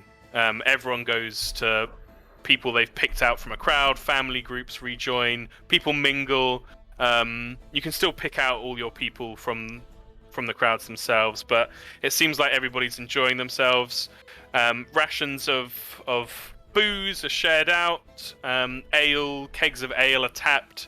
Bottles of wine are opened. Messy games and such are played all around. Cultures sharing and mingling. The shipwrecked are nowhere to be seen except for the Yuan Ti, who has taken up a spot, notably off to one side, and seems to be watching the crowd. I think, the Permian isn't there. Icky Teltone isn't there.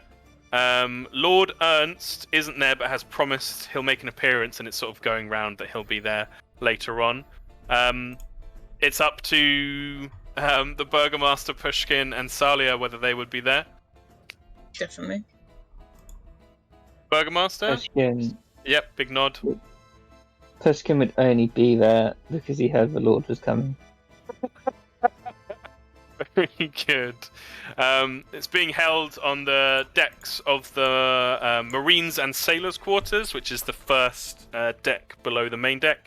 But people spill out above and below, though going below they kind of giggle and whisper because they see some of the people are sleeping. But the party is in full swing. Portia, I hand the reins over to you. Yeah, I think like pre-party, Portia would have like taken off her wet clothes. She would have like donned like a large black trench coat, her like black boots, still a white undershirt. She would have like just done her top lip with like some black lipstick, sort of making herself look ready kind of for sort of battle kind of thing. Maybe So- like even with the black lipstick after she's done her top lip, she kind of just does like a couple of lines under each of her eye. Almost like raw Properly paint. ready to go. Yeah. And then she kind of brings down, she comes down, and I think she'd probably find a group of her own sort of recruit, whatever the word would be, people under her. Sort of, I imagine maybe them gathered around a table, kind of already kind of like maybe after their kind of Crowley's kind of bullshit chat and her kind of telling him to sort of gather, not telling directly to gather people, but saying something's going down tonight in terms of this. I imagine he might have sort of gathered some people. I think she would kind of approach that table, and she'd like on her way up, she's like marching through across the sort of large, I imagine like sort of large long tables filling like a great deck inside. I imagine she would sort of just like someone who's like carrying a couple of mugs like to their table, she just grab one of them out of his hand and just sort of like flick him a coin and just be like, cheers governor, sort of thing. And then she'd like go up to the table and slam the sort of ale down on the table and just shout out, just saying, it's the eve of the night of holding. Is everyone ready to party and fuck shit up? Yeah, that huge cheer goes up around. Drinks thrown into the air and of cheer all round. Didn't realise you were such a party animal, Portia. Hey, on nights like these, you can't not be. Pushkin more would just like mutter on. Pushkin would just mutter under his breath like, "How droll." She'd say, plus, every time a halfling makes a dare, you can't not make a fucking night of it. That's speaking like a sailor. Cheer goes up around you. And she just chugs a little bit of the ale, but then sort of like gargles it and spits it out on the floor and just says, I need a real drink. I've got a fucking Minotaur to beat. Appearing. Sarah is sitting on the table, by the way, swinging her legs with a load of people around her. Nice. Appearing next to you, Portia. I don't know whose group she's in, but Tarry Darnstrip, the 12-year-old halfling, appears by your side and says, compliments from Dad, and holds up a little bottle of Merryhold Red. Was that, that's not Pelsey, is it? Did you say Pelsey Darnstrip, the girl that's like her apprentice? No, it's Tarry. Tarry. After saying compliments from Dad, she'd say, sorry, Pelsey's gotta be in bed. She just sort of like nods to her and smiles, and she says, cheers, love. Enjoy. No problem. Enjoy And the then evening. she holds out a little hand. Yeah, she like gives her a gold piece. Yeah. She bites it and then like salutes with it towards you. Thanks very much, and disappears like back into the crowd. Yeah, like Portia kind of like shoves some of the people in the middle to the side a bit, and then kind of like directly kind of seats herself in the middle, and then says, "Keep your eyes peeled for a big bull-like fella." Yeah, and the party rolls on a bit, mingling, but before too long you get a nod from Crowleyan, and he nods and then like nods his head over to the side, and you see the big muscular form of Dern Bloodhorn moving away from some of the other Marines he'd been talking to and making his way towards the center of the space. Yeah, she would definitely kind of lock eyes with him at some point, I think. Like, still that painted smile across her face, ale in her hand, and the bottle of Merryhold Red on the table next to her. And she just maintains eye contact the whole way with that painted smile, just smiling at him the whole way. Yeah, Are they having a drinking contest? That's They are, yeah. Oh, Sally is going to muscle her way over. Very Yeah. good. Muscles over, sits on the chair backwards. It's like, I hear you're having a drinking contest. Room for a third, I assume. She doesn't break eye contact with the Minotaur, and Yep. is Salia asking to join in? She ain't asking. But yeah, is that what she's implying though? Yeah. Oh, fuck, I don't know how Morsha would react to that. I think she would say, "This is between me and the big one, love. Maybe next time, yeah?" Well, we'll see. I think I can drink you both. I think Portia has that painted smile, but underneath she looks fucking pissed off. Hey, we can all drink alongside it, but you know, we all know where the real halfling dares at. Come on, bring a third over. Maybe a fourth. And she points to anyone in the crowd who wants to join. Fuck yeah. Dorwell dance strip rocked up. With that, Portia's gonna look to Crowley, give him a very knowing, like, stare, drop that painted smile, like, very knowing stare, and then side-eye Salia. Yep, sorry, Hey. thank you. So Crowley she's doing it without Salia realising. Oh, okay, right.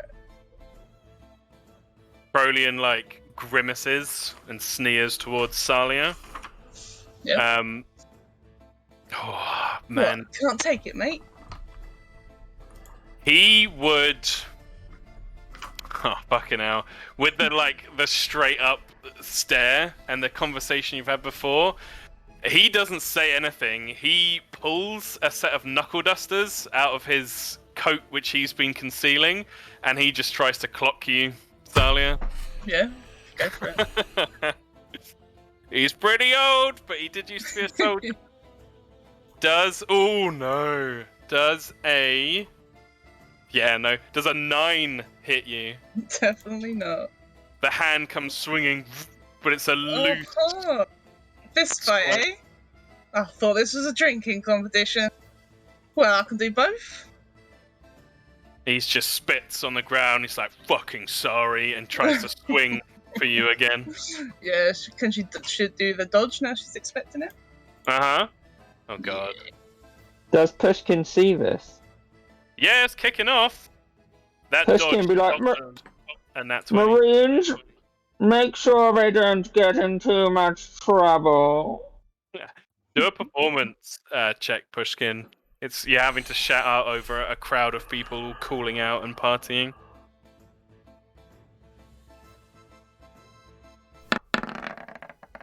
Cool. 18. Oh, nice. Nice. Your voice Let's carries see. across, and you see some of the Marines begin to look round and kind of shake themselves too. What would have been a natural 20 becomes an 11 to hit you, Salia. Hey, misses. So this one, an uppercut, actually looks to be good, but with your skill, just dodge nimbly to the side. Stands up, gets a fist, drinks the rest of her 1 ale, slams it on the table. So, well, come on then. And gonna fisticuffs, getting them up. Hell yeah. Yeah, and Portia this whole time done is keeping eye contact with Yeah, you. she's not breaking eye contact with him once she looked away from Crowley, and she's almost just like acting like this isn't even fucking happening next to her. Love it. Like, I imagine maybe like where Crowley's trying to like misses, and maybe like he misses a punch and sort of like shoves into someone else by accident, who kind of like falls into Portia, but he's like too drunk to realise what's going on, and he's just like whacks into her side, and she just like elbows him away without staring away from the Bloodhorn. Mm. Opening in the crowd is beginning to open up around Salia and Crowleyan. You can actually hear Crowleyan's son Core calling out and just being like, "Dad, what are you doing?" And just trying to like make his way over. But he's still just swinging for you. Yeah, Salia's just stepping back as he's swinging. She kicks a few chairs out the way, and she's gonna start punching back, I think, now. Oh fuck yeah! Roll an attack. Pushkin shout out, "We will not have dissent in the ranks, Marines!" The Marines are working on it, but they're having to push through crowds. It's not that easy. Yeah, Pushkin's is concerned for the Lord is going to get embarrassed. Of course. Oh, yeah, 21 hits. 5 bludgeoning damage. Crack! You see his eyes just go dazed straight away. Ugh. But he's tough. He's old orcish soldier. Kind of shrugs it off and brings himself back into his fighting stance. Yeah. Hang on, let me just... Because Monk, I don't know much about Monk. Let me look. You could do, bonus action punch if you want. I think she's bonus action dodging if I can do that, because... You can. Can I do that? You can. It does cost key points each time, so you won't be able to do it indefinitely. Let me just see how many I've got. I think it's level, so 3. I've got 3. Yeah. Okay, well, punch this time, maybe dodge next time. So Okay, second cool. punch. Depending on how much damage you do. Oh my god! And you rolled max damage without me needing to maximize it. That's Nice. fucking hilarious. Tell me what Salia does. So she's just dodging and weaving out of his meager punches. She's sort of half tipsy, sort of stumbling around a little bit. She kicks a chair out the way, but picks up another one in her hand and just crashes it over his head. Yeah, the first punch that dazes him lands, he spits out some blood. And he's just like, "You sorry," and before he can finish it, the chair just crashes over his head, and he just fucking out cold slams into the ground. A load of people around you cheer. Yeah, Sally grabs another drink. She's like, "Oh man, 2 hits. Oh, we should have taken longer, man. Get back up." Is Turi and everyone Marla laughed. nearby, Tom? Most people are down here, yeah. Portia would still maintaining eye contact, but she would just shout Turi's name, Yep, Tari would make her way over to you. and she just she'd say without even looking at her, she's just like, "Just take out the trash," like gesturing with her elbow towards where Crowleyan is. Yep, Tari would. Tari's pretty smart. She'd do the smart thing and get some Marines to help her. And they drag Crowleyan out, and you see many of the Burnhammers have gathered round him. And the son just looks incredibly embarrassed as they follow him out of there. Stalia, loads of people are offering you drinks now, and are just like, "Oh, that was amazing!" Oh, thank you. It's just a bit of a trick, I know. You know, sometimes catch them off guard. But anyway, about that drinking contest, eh? Portia kind of lightly shakes her head and just says, "Pull up a seat." Yeah, she's doing it as you say, and she picks up a drink. As I assume everyone's just putting them down for her now. Oh yeah, in front of you, Salia slam down is tankard after tankard, shots and wine and everything. Has Bloodhorn taken a seat yet? And somewhere below deck, Dredge is weeping silently. Yes, Dern's been sat there for a while. He watched this. Yeah. And as you sit down, Salia, you wear your tattoos openly, right? Yeah. Yeah.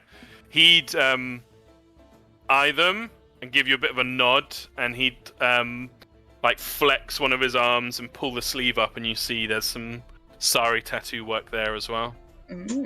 Nice. Just give him a nod. Knowing nod. Yeah, he'd give you a nod, and then turn back. It's like, "We doing this then?" Thought you'd never seems that way. ask. What's the poison? She spins the bottle of Merryhold Red in the center. Very nice. He grabs 2 of the shot glasses that have been put in front of you, Salia, and just tips them out on the floor. Yeah. And puts one each in front of him and Portia.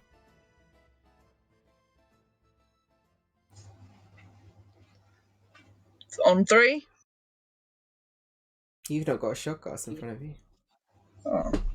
I've got lots of other things. Should do those. You can use your own. It's just he didn't put one in Yeah. front of you. Okay. Should just use our own then. Very good. Yeah. Who's pouring? Dern isn't making any move to pour. Portia will. Okay. She paws, and then sort of reluctantly paws to Salia. Yeah. So as you pour out the Merryhold Red, the clear smell, the iron tang of blood, slightly fills the air around you. Blood and alcohol. You know that the blood of a Merryholder is in every bottle of Merryhold Red. Let's have some Constitution saving throws. With advantage for me, right? With advantage for you. Nice. It's definitely a pass. Ooh, oh no, Dern does pass as well. You have to remind me of those drinking rules. It's 10, then goes up each time. How we've done it before. God, I can't fucking remember, to be honest. I'm gonna do it. 10, and it goes up by 2 each time. Okay. Yeah, that's how it works. Sweet. Dern does pass by the skin of his teeth. He kind of grits his teeth and snorts out of his large Minotaur nostrils. Whew. It's a little rougher than I remember. You like the taste, do you? Yeah. Never tasted blood, never bothered me. I don't imagine it did. Salia, with all the drinking you're doing, I'm going to set your DC 2 steps above the others. No worries. So you're starting off on 16, the next one will be 18. But you made it. Slug it down. Portia, you pour another round. Pause another round. You see Dorwell, rather than joining in, has started to move amongst the crowd and take bets from people on who's going to win. But let's have another round of Constitution saving throws.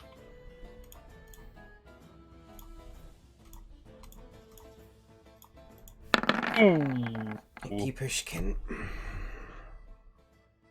Dahlia, you fail. Yep. Starting to hit you now, you're tipsy. And Dern does fail. Make a little note of this. Salia, Dern, and Portia. Dern and Salia are on tipsy. Yeah, you can see Dern already. The liquor that goes down, I mean, it's familiar to you probably, Portia, even if you're not a heavy drinker. Merryhold Red is like a halfling institution. It burns on its way down, and you have that iron taste of blood in your mouth. Starting to feel the effects. Another round. Yeah. So 16 this time for you, Portia and Dern. Can I go again? Yeah, you can keep going. Fuck. I'll tell you when you have to stop. Hey. So Portia, you missed. Dern actually makes this one. Salia, you Yeah. definitely fail. The room is starting to swim a bit for you now, Salia. Your words are starting to slur. The people around you are just like, yeah, Salia! And again, the shots are being slammed. Ooh, Dern. Dern fails. Oh, Portia. Yeah. It's gonna be close. And Salia definitely fails. And with that, Salia, your vision is seriously swimming and the black is starting to edge in. The room's spinning around you. What does Salia do? Yep, she just takes the last alcohol on the table, tries to chug it, but falls over, spilling it on the floor. The crowd cheers. Way! And you're moved to a chair propped up Nice. off to the side. Your people look after you. When does Lay on Hands recharge? Long rest, right? Long rest, yeah. Oh, it is, yeah, I see it now. Never mind. That's fine. So you're feeling it. Portia, as is Dern, you can see it in his face. He's swaying a little bit. It's coming down to the wire now, and just stares you down. He's like, "I never lose." Except today. Fuck. Let's see. He fails as well. As you both slug the last one back, and Merryhold Red does the job it's done all throughout Halfling history, and you both barely clinging on begin to She's going black to. out. Oh. Yep. I was gonna say because I thought we were going to a final round. She is going to try as they're pouring. She's gonna like try and sleight of hand and try and put Pushkin's almond milk and mix it in with the Marigold Red. Absolutely. Go ahead and make a sleight of hand check at disadvantage. And she would say as well, she would like pull 2 tankards to the side to like sort of obscure the as she's doing it, and she'd say, "Let's make the last one a big one," and then slam down the tankard, and then just pour the rest of the Marigold Red into the tankards. Oh Jesus! But sleight of handing it being the almond milk. Yep, I've rolled his perception check. Disadvantage. Mm-hmm. He has disadvantage on his perception as well. Fuck.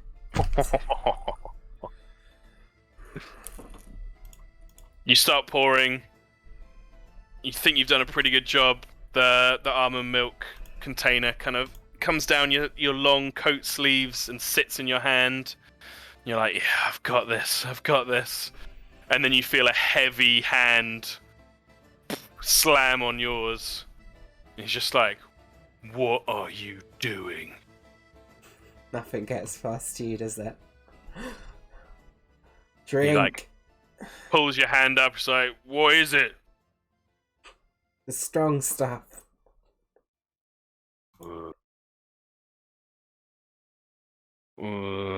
way I'm gonna drink a man like you under the table. A fucking Marine. He like stares you down.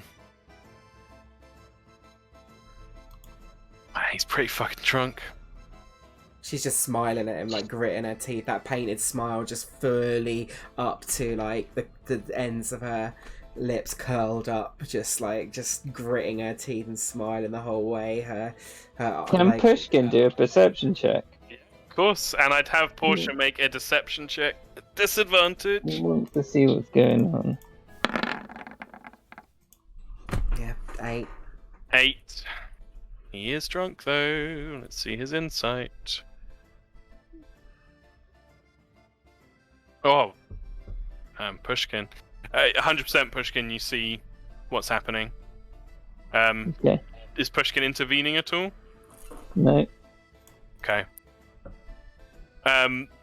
Dern takes one tankard, pours it into the other one, pours it back again, but halves it, and then pushes one to you and clinks it with his tankard. Let's drink then. Fuck. So he's mixed the 2 drinks together. Just want to read if it's just. What does the almond milk do again? There's a save, I believe. It's a save. Yeah, DC 12. And it's a con save, which you have advantage on. It's true. Let's do it. He does not. Okay, because he waits until he sees you drinking it. Fucking yes. Alright, I'm going to take my GM rolling off. Huh! Yes! He's a chunky boy as well. He has a +3 modifier. Yeah, I thought he might. Part of why he was keeping up with you. The drinks go down. He slams it back down. And he's like, I never. And then just step forward onto the table in front of him, snoring. No, Or she just kind of Pushkin holds up would the cup. Pushkin would get up and slow clap, and then go to bed. Amazing. Portia, what are you doing with the cup? She just kind of holds it up in a victory kind of pose. Oh yeah, people go wild. They're cheering. Yeah, the dance strips give you a big nod and like a thump on the chest, and they're just like, Marigold! Portia is gonna... With the almond milk, is there any kind of like... Is he just asleep until he's kind of slapped awake, Kieran? Yeah, pretty much. Okay, she's gonna sort of climb up onto the table, sort of grab him by the sort of like his hair between his horns and kind of just lift up his thing and just kind of shake him a little bit to sort of like just to kind of slightly wake him. Yeah, he very groggily is like. She's gonna kiss him on the cheek and just say, "Halflings always win, baby." Just like, what are you doing? Ugh. Better luck next time. Yeah, the dance strips are going mental, and everyone else is laughing and cheering. And then she's gonna whisper to him and say, "If you want a really good time, a really good night, then meet me at my quarters later."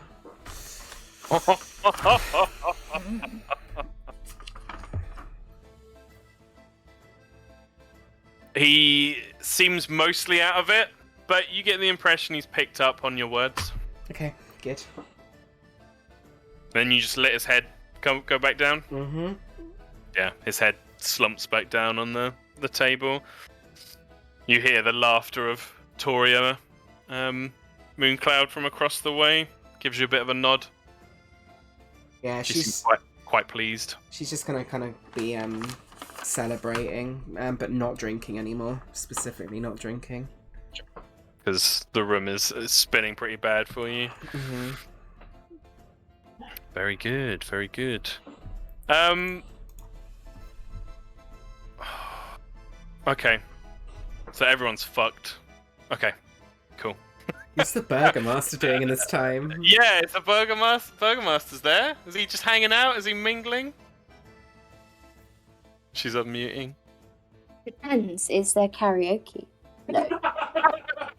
He could Please, definitely request songs.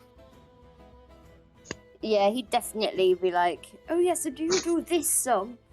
No, he is just schmoozing, and in amongst all of the people from the shipwreck, he's trying to see which people are of use to him in building his perfect town. Ooh, does he speak with them, or is he just looking? Yeah, he'd be like, "Oh, hello, lovely to meet you. I'm Burgomaster Oldhorn." Okay. Et cetera. And like, be like, "And what do you do?" Like, basically, like the Queen. Yeah. And what do you do?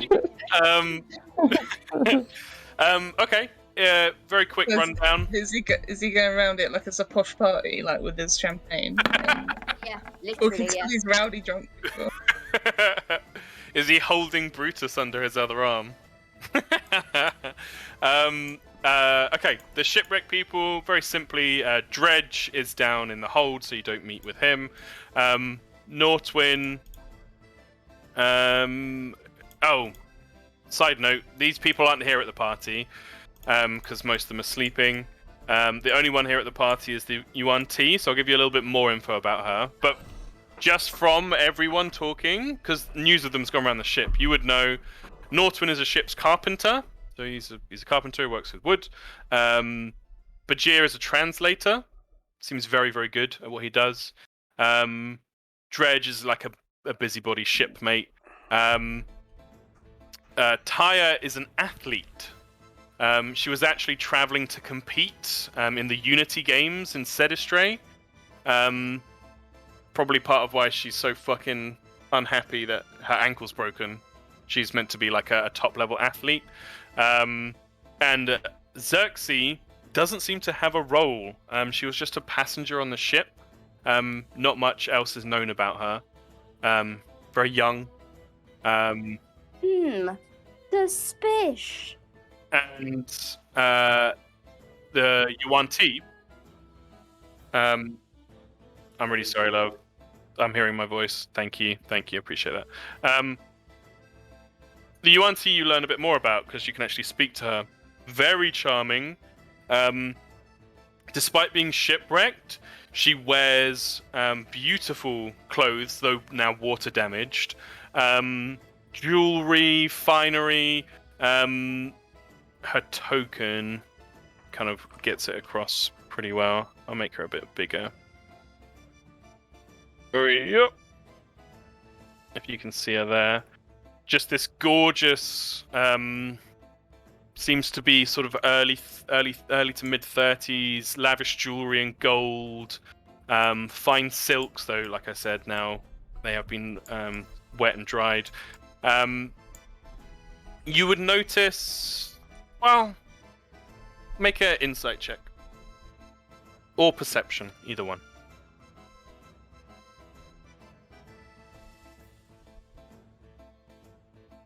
14, yeah. She's a merchant. She tells you this openly. This wasn't the insight check. She's a very successful merchant. She was traveling back to Sedistray. She's a Sedistray native, but speaks perfect Hespian. She's just recently opened an establishment in Discovery jewelry shop. Seems very successful, speaks very well, very charming, very beautiful. And with that insight check, you notice that she's holding onto a box. She's got like an ornate box that she's not holding it up in front of her. This is why you needed the check.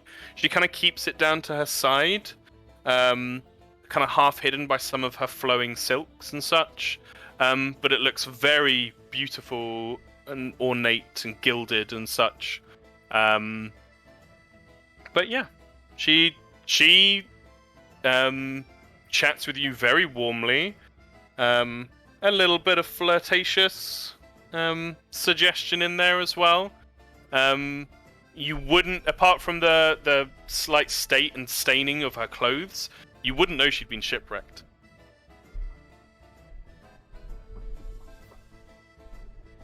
Yeah, I can't see her because I don't think he's on the thing.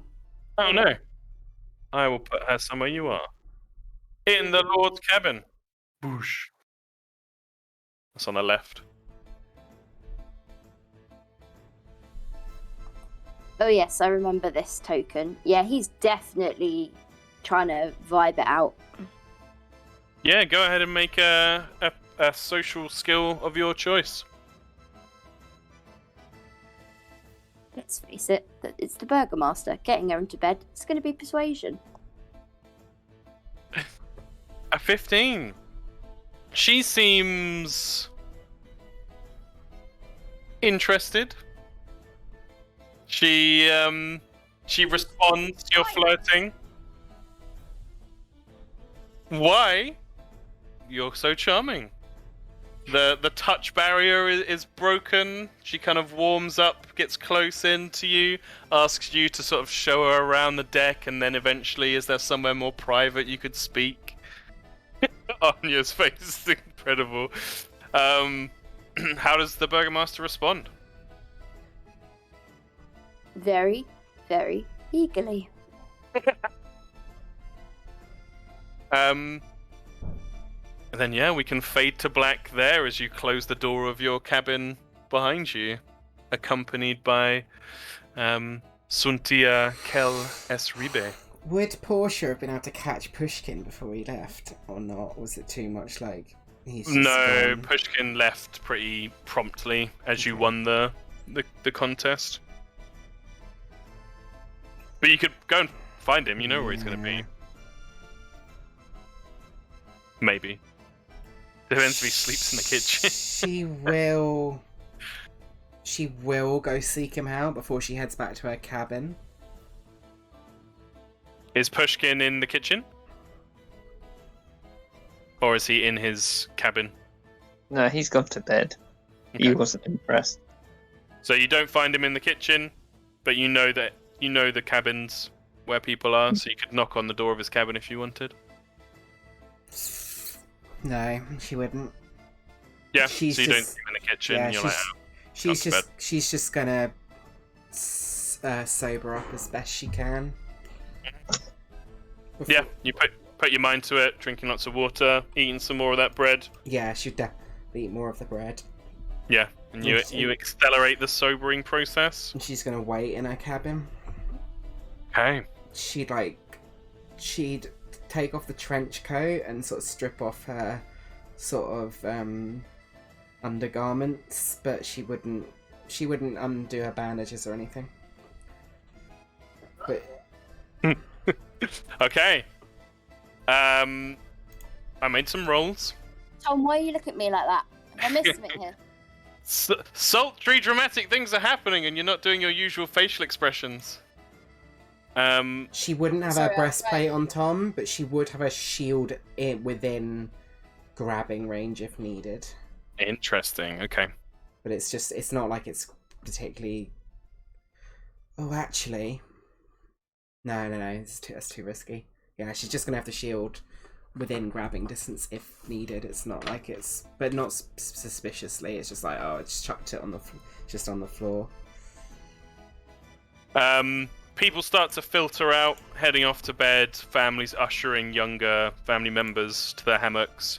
The Lord makes a very late appearance as half of the people have gone already. He comes down the stairs and he's like, "Hello!" and sees not so many people there. I don't think any of you would be there at this point. Oh, the Burgomaster's slunk off to his room. So yeah. Oh, he sees Salia sitting in a chair. He'd go along and plonk a chair down next to you, Salia, and just start talking to you, even though you're like out cold. Yeah, she's not listening. He's just like, "Quite the party, eh?" And then you don't respond, and he's like, "Yes, I find it tough to mingle too. Sometimes it can be quite difficult. What do you think of old Toria, eh? Bit of good work there." And then you don't respond, and he's like, No, you're right. I should keep it professional. I am the Lord here. I and like then- to think that she's like face on the table as well, so it's like he's just talking to the back of her head the whole time. he doesn't care just as much as you don't care about what he's got to say. He's just like, "Yeah, yes, excellent. It's wonderful how it's all coming together. Just think of the parties we'll have in New Quivershank." And when you don't respond that time, he's like, "You'll have to excuse me. I think I've just seen someone. Dorwell," and like moves over towards someone else. But the party wears on. People filter out more and more, and the music dies down. As people filter away off to bed. Night falls properly. The ship keeps moving. And there is a knock at your door, Portia. She sort of shakes her head and gets to her feet and opens it. You have sobered up quite a lot now. Okay.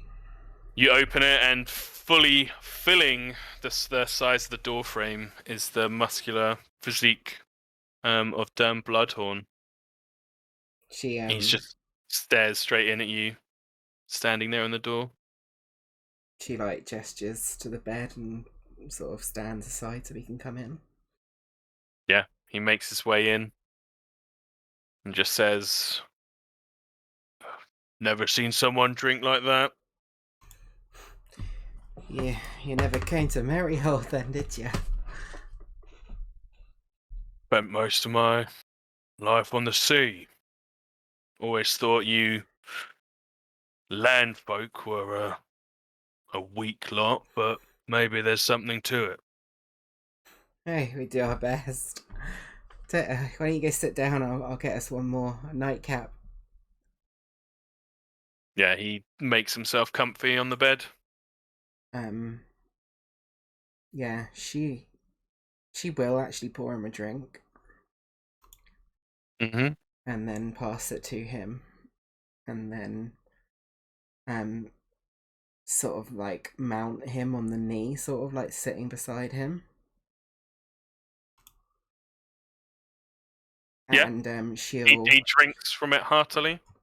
and she'll say to him,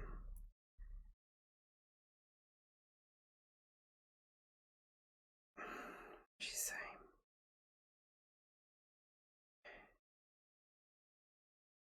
she will say, oh, fuck, I need to get the right words for this. Of course.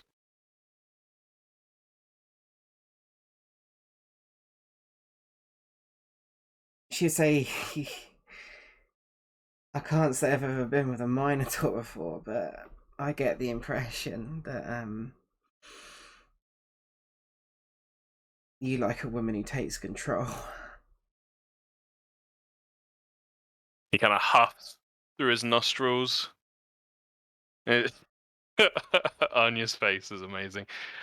He huffs through his nostrils, and he's like, "You show me what you merry holders are made of."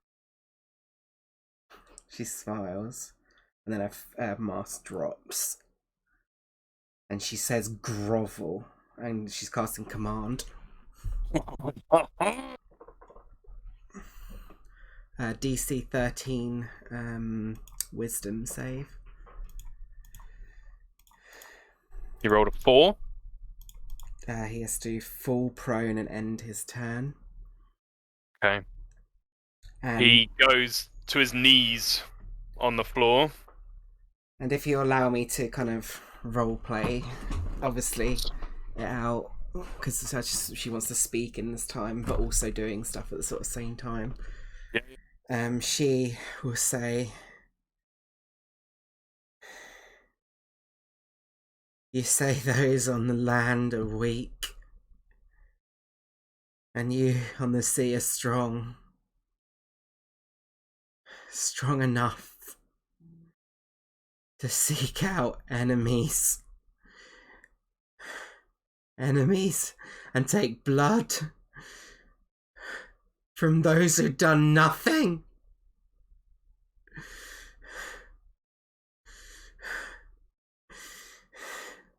Innocent people who hurt no one. All they had to give was love, and all you had to prove was your pathetic strength." And she's going to cast Hunter's Mark on him, and she is going to attack him with her Scimitar of Vengeance. Now, actually, let me... maybe she wouldn't do. I'm just checking. I've got a lot of abilities, so... He's like struggling. No, she'll bonus action Hexblade's Curse actually instead of Hunter's Mark. Very good. So yeah, she will attack with a Scimitar of Vengeance with advantage because he's prone. Yeah, absolutely. You see dark tendrils emanating from the blade around his form. It's a +2 to this because of Hexblade's Curse as well to the attack roll. So 20. She will smite on it. I'm just checking all my stuff because I've got so much shit. Oh, this is it. Find smite. It's an extra 2d8, I believe, right? And so it's like, yeah. And then...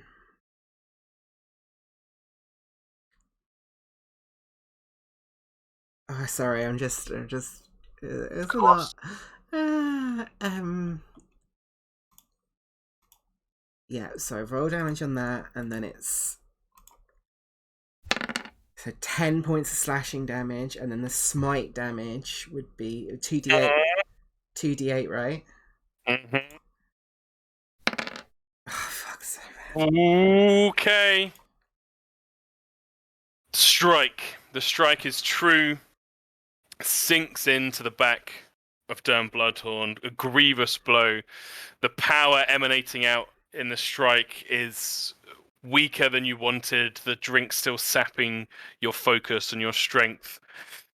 He attempts to roll to the side with the blade still in his back. Is he trying to... Oh, okay, sorry. Do a strength saving throw for me, please. I'm not good at this. Natural 20. Oh! He attempts to roll using his strength to break the blade out of your grasp, but you hold on, and all that happens is as he rolls, he carves the blade through himself, and he grunts and yelps, "What are you doing?" And he goes to try and reach up towards you, but with that, that's his turn passed. She will look down on him as he's on the floor, and she will say, "My name is Eleanor Grassfoot. You took everything I loved from me." And she's going to cast Wrathful Smite. So her next does 1d6 psychic damage, and Oh, you need to roll a. Oh no, you did Hexbase cast. Sorry, go ahead. actually, should I do this or should I? No, I'm not going to do Wrathful Smite. Actually, I'm going to save the last one because I use command and thing. So I'm going to say the last one's for a regular smite. So I'm just going to attack again. Is he prone still? Still prone. With that nat 20 strength save, he was unable to get himself up. Yeah, that hits. She's Roll damage. smiting again. Last spell slot. It's gonna be close. 10 points. Oh, can she smite with a pact magic slot? She can smite 100%. 100%. Oh, she would have cast Wrathful Smite then, if that's okay. Oh, Wrathful Smite. Yep. Yeah. I was thinking of Thundering Smite. I was No, like, no, you sure you want to do that? No, Wrathful Smite. Yep. So he takes an extra 1d6, and he has to make a Wisdom save. Got it. DC 13 to see if he becomes frightened of me. Extra He 6 fails. damage, and he also takes another 2d8 from the actual smite for an extra 8 points of radiant damage. He looks up as you say these words, trembling with the fury and vengeance that you felt for so long. And there's a look of recognition in his dark eyes. He just says, "No, no!" as the sword comes down. And how do you finish Dern Bloodhorn? She stabs him through the throat, and she pulls out the sword, and she stabs him into the throat, not all the way through, enough to sort of like make him start choking on his own blood, and then like doesn't push it in any further and pulls it out, and she rips off the bandages off her arms, and she grabs his arm and just like holds it into the floor, and she takes her shield from the other side that she had in range, and she just slams it and breaks his wrist into the floor, and then she grabs the scimitar of vengeance and just starts cutting up his arm, and then she just cuts him on both sides on his arms, and then just watches him bleed out. Yeah, and he does, sputtering and gurgling with the blood in his throat, and it starts to pool on the floor around him, sinking into the wood. And whilst the blood is sinking in, you notice that some essence, some dark, almost like the surface of black tar, this shimmering black stringy essence comes emanating out of him and seems to coat your sword, sinking into the sword itself. And by the time that's finished and the blood lies pooled on the floor, the last choking, gurgling, sputtering breath has left Dern Bloodhorn. With each cut, she'd say, "For Sam, for Orina, for Falna, for Calry, for Leirana." Holy shit. Remind me never to piss Natalie off. That was incredible. Okay. That was pretty vengeful. 3 things. 1, give yourself inspiration. That was incredible roleplay. 2, give yourself another level in Warlock.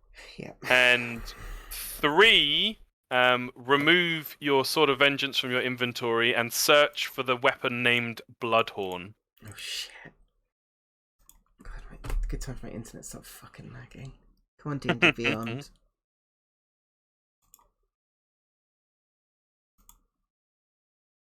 D&D Beyond is being so slow for me. Oh, it did actually load though. So that's Shores of Potential. Somewhere up in the Lord's cabin. Elsie's playing her song. Feels right now. Yeah. So yeah, inspiration level and I will Bloodhorn. add it as soon as the fucking page decides to load. No worries, we'll give your internet a moment. Because as this is taking place, Burgermaster, I need you to roll a wisdom saving throw for me, please. Thank you. 11. Okay. You have the clap. you have the clap. You have an incredible evening with this beautiful, sexy woman. She teaches you things you never knew, shows you things you didn't think possible. And the night wears on, and your cabin is a hot and heavy place. Anyone sleeping in adjacent cabins probably has a very restless night as well, from the sounds of Brutus barking away. Anya, I wish everyone could see Anya's face right now. Pushkin, you sleep away handily. Salia, eventually you wake up, fully stuck to the table with your own drool. Many others, and notably lots from your own crew, your group, did the same thing and stuck it out with you, Nice. and went the full way. You see the Threekeen just fully splayed out on one of the round tables, and like empty mugs and other drinking vessels just clattered all around the floor around him. He looks like he just went the whole hog. Nice. Does Salia stay there for the night, or does she head back to her cabin? Pretty groggy, right? Just looks Mhm. around, gives a little approving nod, face plants the table again. Very good. Yeah. So, the night passes on. Portia, do you do anything about the mess in your cabin?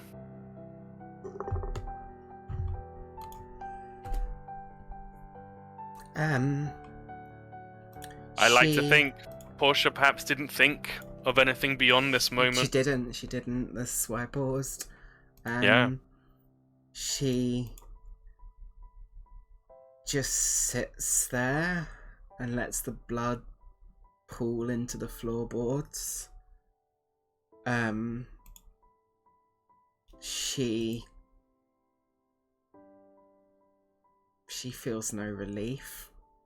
She looks down at the scars upon her own arm and sees the scars upon his arms, and she takes this new weapon, the Bloodhorn, and just like every night, vengeance doesn't break rituals of trauma. She cuts her own arms again.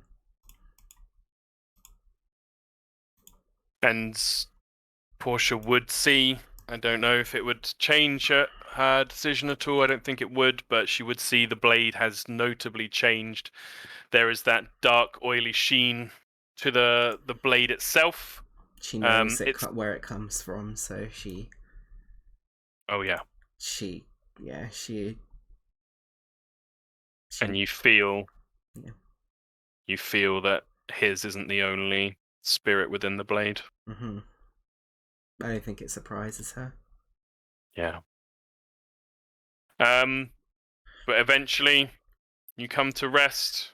I don't... Don't think she sleeps? I think she drinks the drow poison. Knocking her out. Yeah.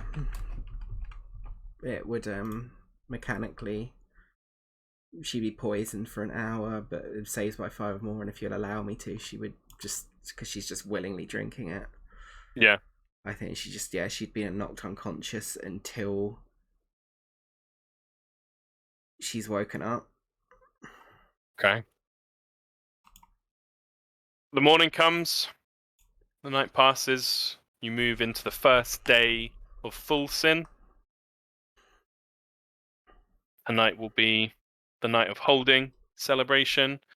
Different people rouse in different states. Burgomaster, you are alone in your room as you wake. It seems your pleasant companion has slunk away in the night. Don't pay to stay, I pay to leave afterwards.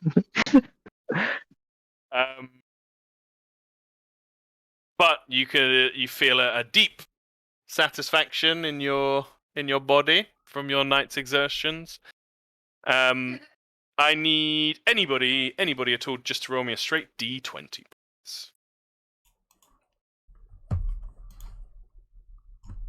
And cool out the result. 9. 9. Yeah. Cool. And then another one, please. Another D20.